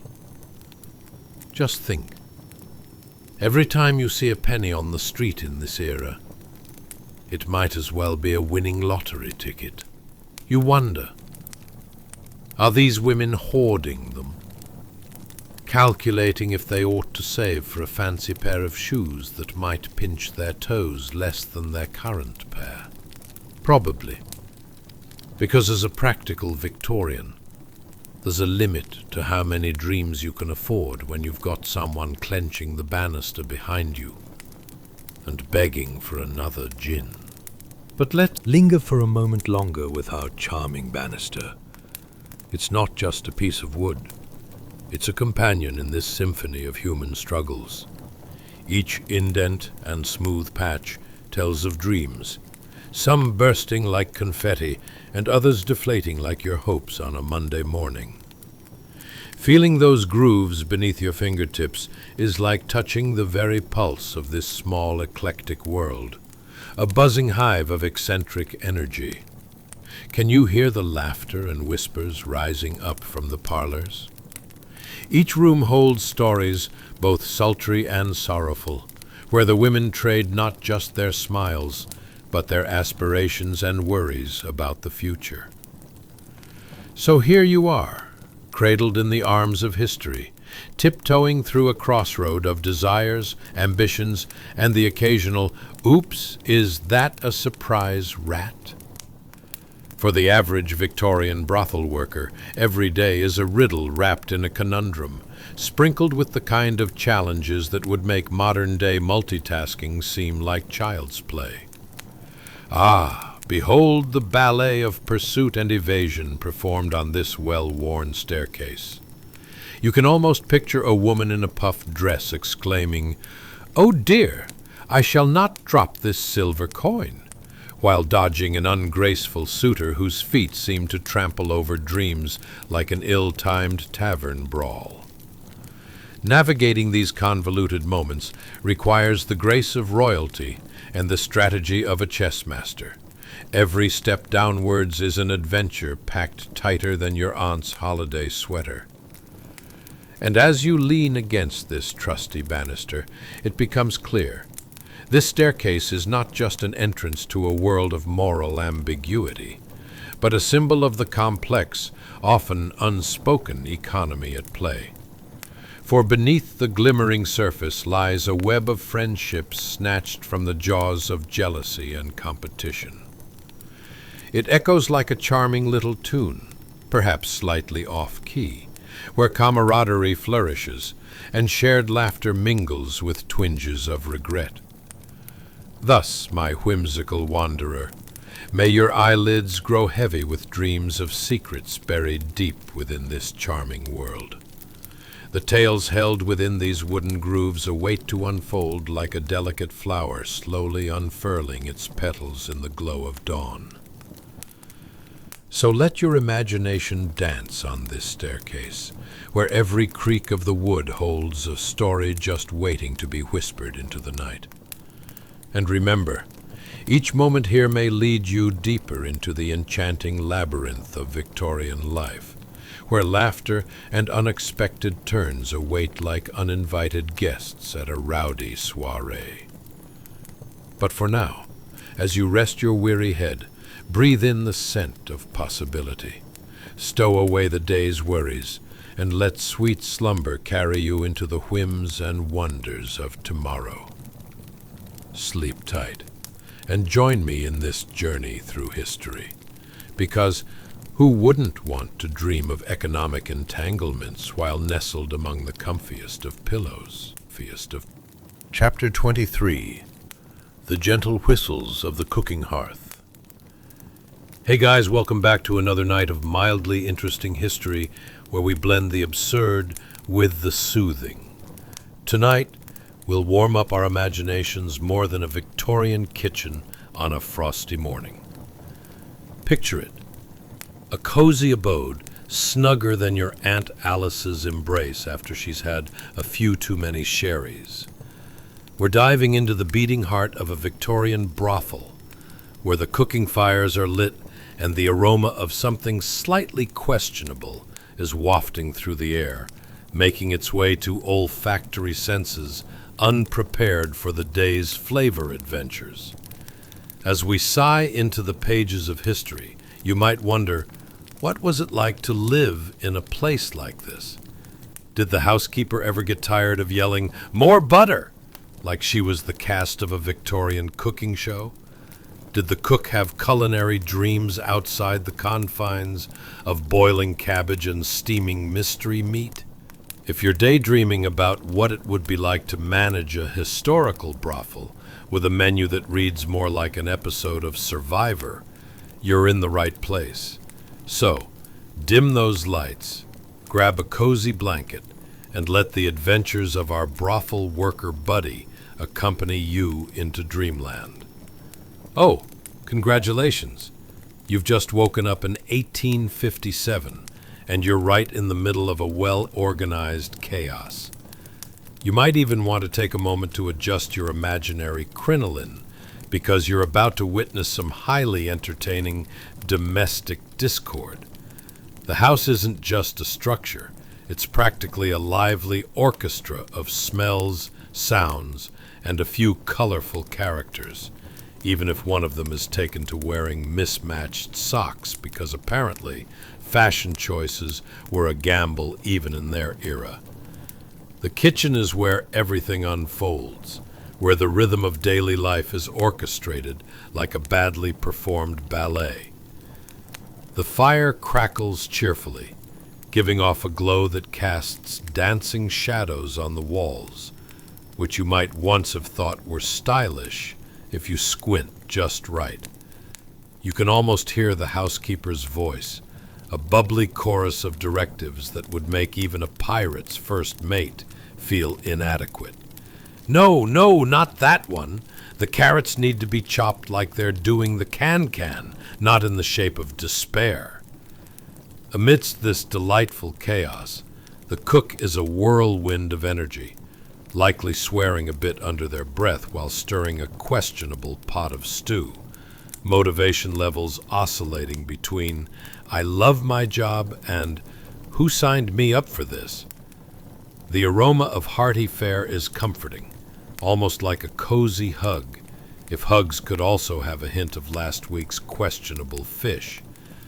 But its salt-of-the-earth groans and the occasional, "Oh, dearest potato, why do you mock me?" that make the whole scene charming and relatable. Just imagine dipping a spoon into that bubbling concoction and wondering if it's going to be a gourmet delight or an affront to all taste buds. In fact, you might be thinking, is this the birthplace of the phrase feast or famine? Because, my friend, nobody wants to end up with a plate that could double as a doorstop. In this culinary gambit, every meal served is kind of like playing a game of Russian roulette, minus the fun. Just replace gunpowder with mashed turnips. And have you ever tried prepping dinner while simultaneously conducting a chorus of cries from the parlor? It's like hosting a dinner party with an orchestra that is just discovering its rhythm and maybe forgot about percussion completely. The sounds of revelers echo through the walls, laughter mingling with the occasional, "I'm telling you, I summoned the devil's cabbage." Imagine, here you are, chopping onions and dodging errant tavern songs as you navigate the fine line between culinary artist and would-be juggler. You get the feeling that a couple of these ladies might just be one off-key note away from unceremoniously joining you in the kitchen, demanding a spot in the next best stew. As the housekeeper pulls up to you with a handful of herbs, it's like you've been initiated into a world where cooking Olympics meet the Victorian version of Hell's Kitchen. Each herb is treated like a hidden treasure, though you might find yourself contemplating why anyone thought dried sage was the spice of the century.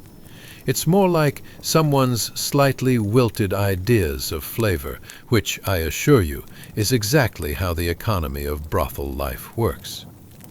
Scarcity meets creativity, and somehow someone manages to turn stale bread into a delicacy, and you begin to wonder if bread is indeed the original hipster food. But let's not get too lost in culinary debates.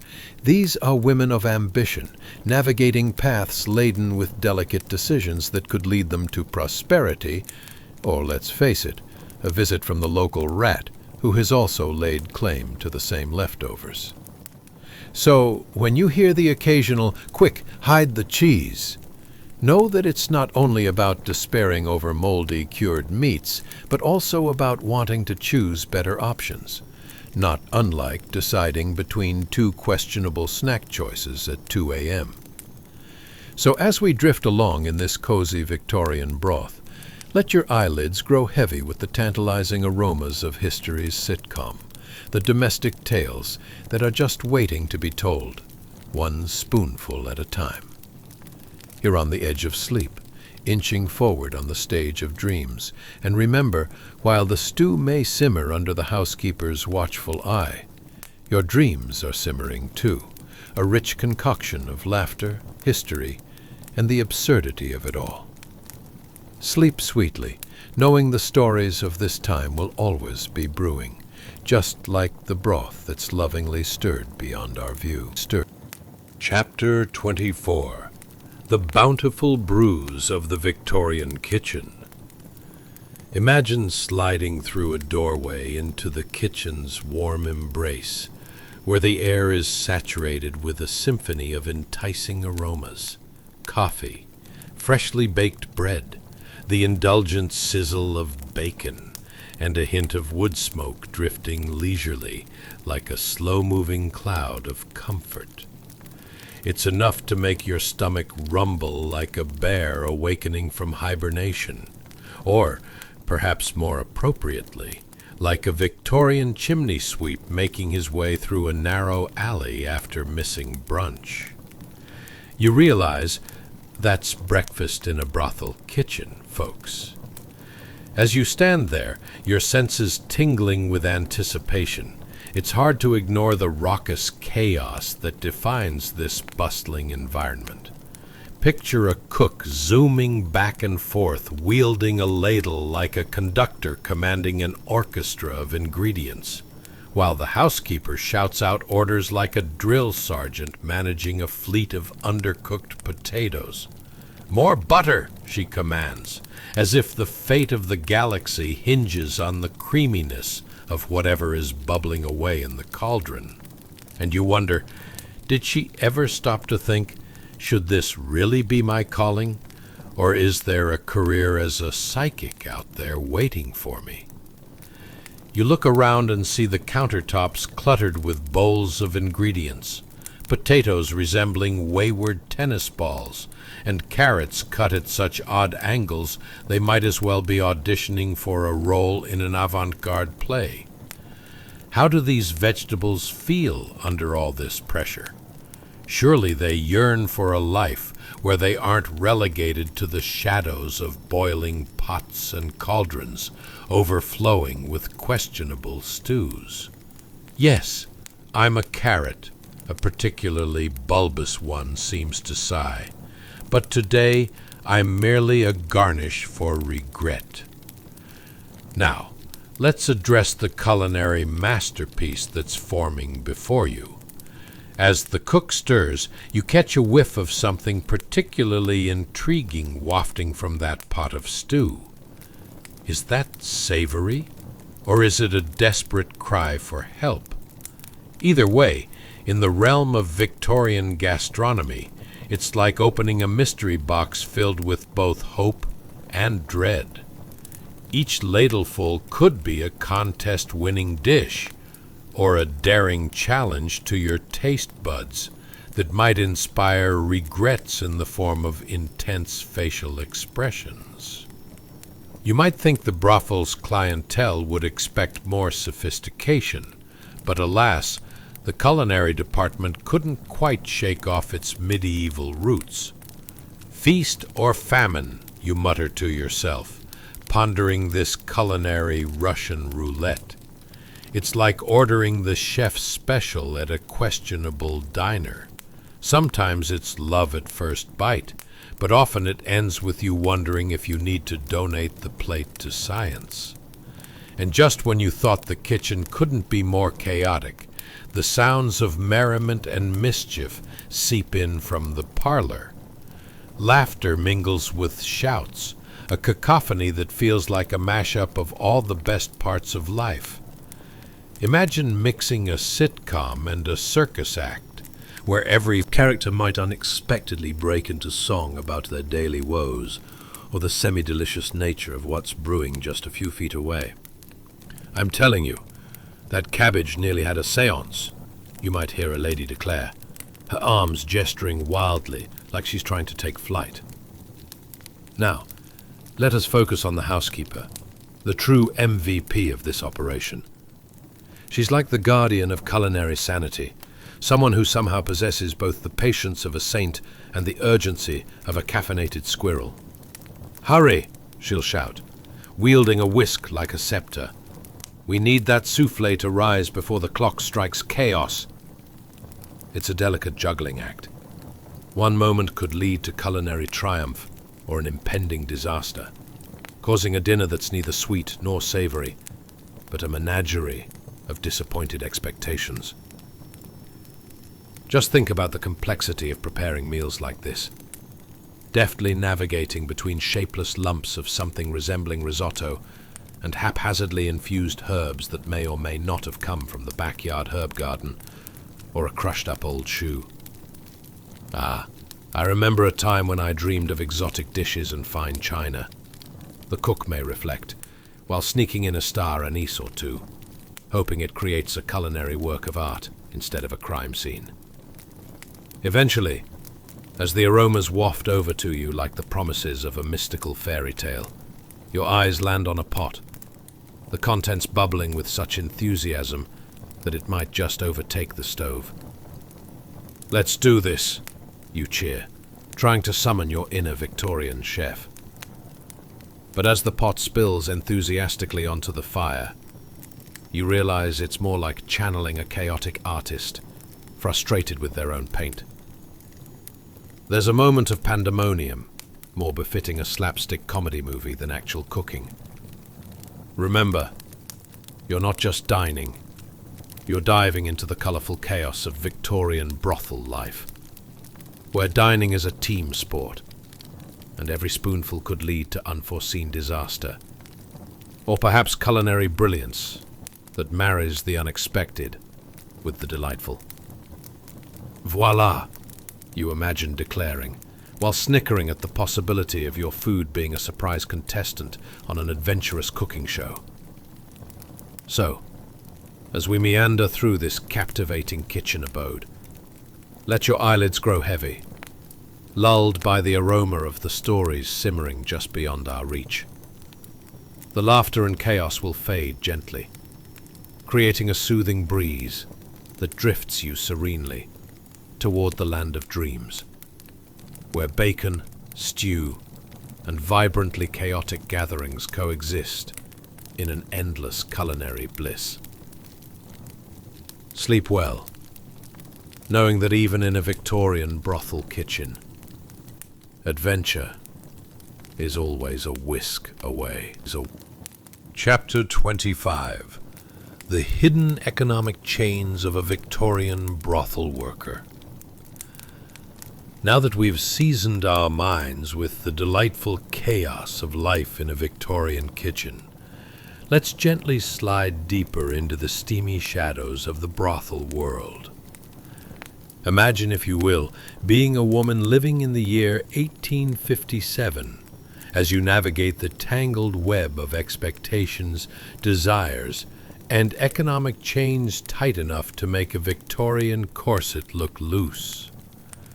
Yes, a world where your life choices might feel like choosing between two particularly unpleasant types of porridge.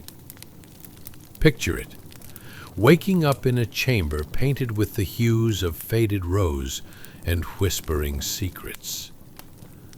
As sunlight peeks through sheer lace curtains, it feels almost like a gentle invasion. There's a moment where you could roll over and hit snooze, fate, but instead, the brothel's chatter filters into your dreams, merging reality and absurdity in a cacophony of life. What does every day look like for a woman caught in the whirlwind of this dubious career choice? You wonder if today will be like yesterday, or if it will present you with an unexpected twist, perhaps involving a new client whose favorite drink is suspiciously reminiscent of mushroom soup. Spoiler alert, it often is. As you step onto the chilly wooden floors, your toes recoil in a surprisingly dramatic fashion, much like a cat confronted with a cucumber. The ground floor becomes your stage, where every step is a performance best described as a ballet of awkwardness. Trying to find the fluffy slippers, the actual comfort you crave, feels like conducting a treasure hunt during an earthquake. And let's talk about attire. The dresses of the Victorian era were both splendid in design and brutally constricting. A corset swaths your midsection tighter than your grandmother's unsolicited advice at a family gathering. Adjusting it becomes a morning ritual, akin to preparing for battle. You yank and pull, hoping for merely an average level of discomfort. Your reflection gazes back at you, the flutter of mascara like you're moments away from stepping on stage for a Gatsby-inspired dance-off. But then you remind yourself, oh right, this isn't a party. This is my job. Then there's breakfast. Can we just take a moment to address what constitutes nourishment in a Victorian brothel? Imagine a haphazardly assembled plate of dubious origins. It looks like a buffet of regret. Old bread, maybe a hunk of cheese that could wield a grudge, and the mystery meat that could either be beef or the remnants of last week's festivities. Bon appetit! As you make your way to the parlor, you can hear voices, laughter, and occasionally a raucous shout. Probably someone trying to charm the pants off a potential suitor through a particularly awful pun about turnips. Aren't you glad I didn't say radishes? You can almost hear someone cackle. When you think about it, the social skills being honed here could lead to a stellar career as a stand-up comedian or a hesitant court jester. But amidst the revelry lies the truth. This vibrant facade is only a thin veneer coating the economic chains that are binding you tighter than that aforementioned corset. You crack a smile, but deep down, you're all too aware of the fluctuating pendulum that is a brothel worker's financial security. Each night can feel like a spin of roulette. Will it be gold coins or a handful of cobwebs? The suspense is all part of the charm, or perhaps the curse.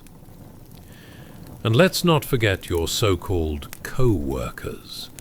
You've got the peacock in the corner who struts about with an air of confidence that could impress even Queen Victoria herself.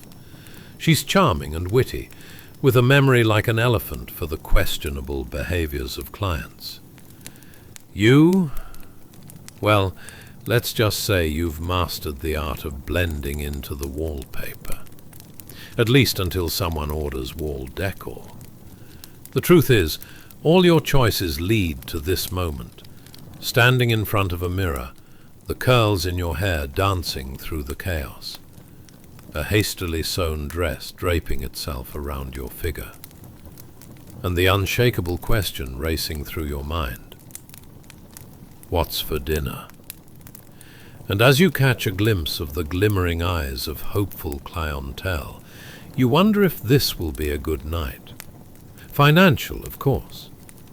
Yet behind each exchange there's an absurd layer of humanity that laces camaraderie and competition into an unlikely tapestry. Each woman fights not just for her place in the world, but for the delight of being understood within a world where nobody truly sees beyond the surface. Perhaps there is solidarity to be found here, amidst the absurdity, getting closer to the margins of shared experiences. As you prepare for what might unfold tonight, understanding the paradox of freedom and constraints becomes second nature. You strut into this bustling arena, filled with laughter, hope, and terrors, as you embrace your role in this ever-dynamic stage of life. And as the last patrons hug the corners of the parlor, and the evening hums its soothing lullaby, there comes a moment of serene realization. You are not alone in this dance of life. So, dear dreamer, as you wrap yourself in the warmth of this time and space, allow the stories of those who walked these paths before to cradle you gently into slumber. For every choice you make tonight, aligns with countless others who have sought solace in their own wishes and whims. Let this be a gentle reminder. You are part of a legacy that weaves through absurdities, constraints, and shared laughter. Drift into sleep, carrying the strength of a collective journey, tucked under the alluring layers of time. A soothing bedspread for your restless mind.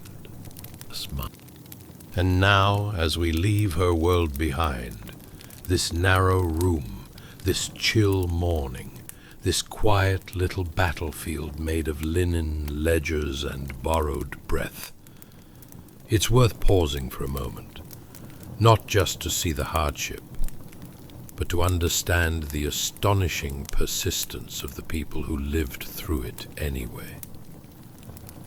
History often remembers the loud things: wars, kings, inventions, disasters. But most lives were lived in the small hours, in dim rooms, on tired feet, behind walls that never once learned how to keep the cold out. Survival wasn't heroism, not in the dramatic sense. It was just getting up again tomorrow, with nothing in your pockets but a little humor and a very stubborn refusal to give in. For women like her, dignity was something you built from scraps. A ribbon mended twice, a sleeve re-sewn in bad light, a single private laugh that no ledger could tax. The world gave them almost nothing, and somehow they still made meaning out of crumbs. So if your room is warm tonight, if your blanket is yours, and your time is your own, if you can close your eyes without debt breathing down your neck like a second shadow, that is no small blessing. Modern comfort isn't ordinary. It's the luxury they never got to cash in. Take a slow breath. Let the weight of the day fall off your shoulders. You are already living a softness half the world never even got to dream of. Rest now, gently, quietly, knowing that you carry the proof of their endurance, just by existing in a world made warmer by all the ones who came before. Sleep well, and I'll see you in the next chapter of history.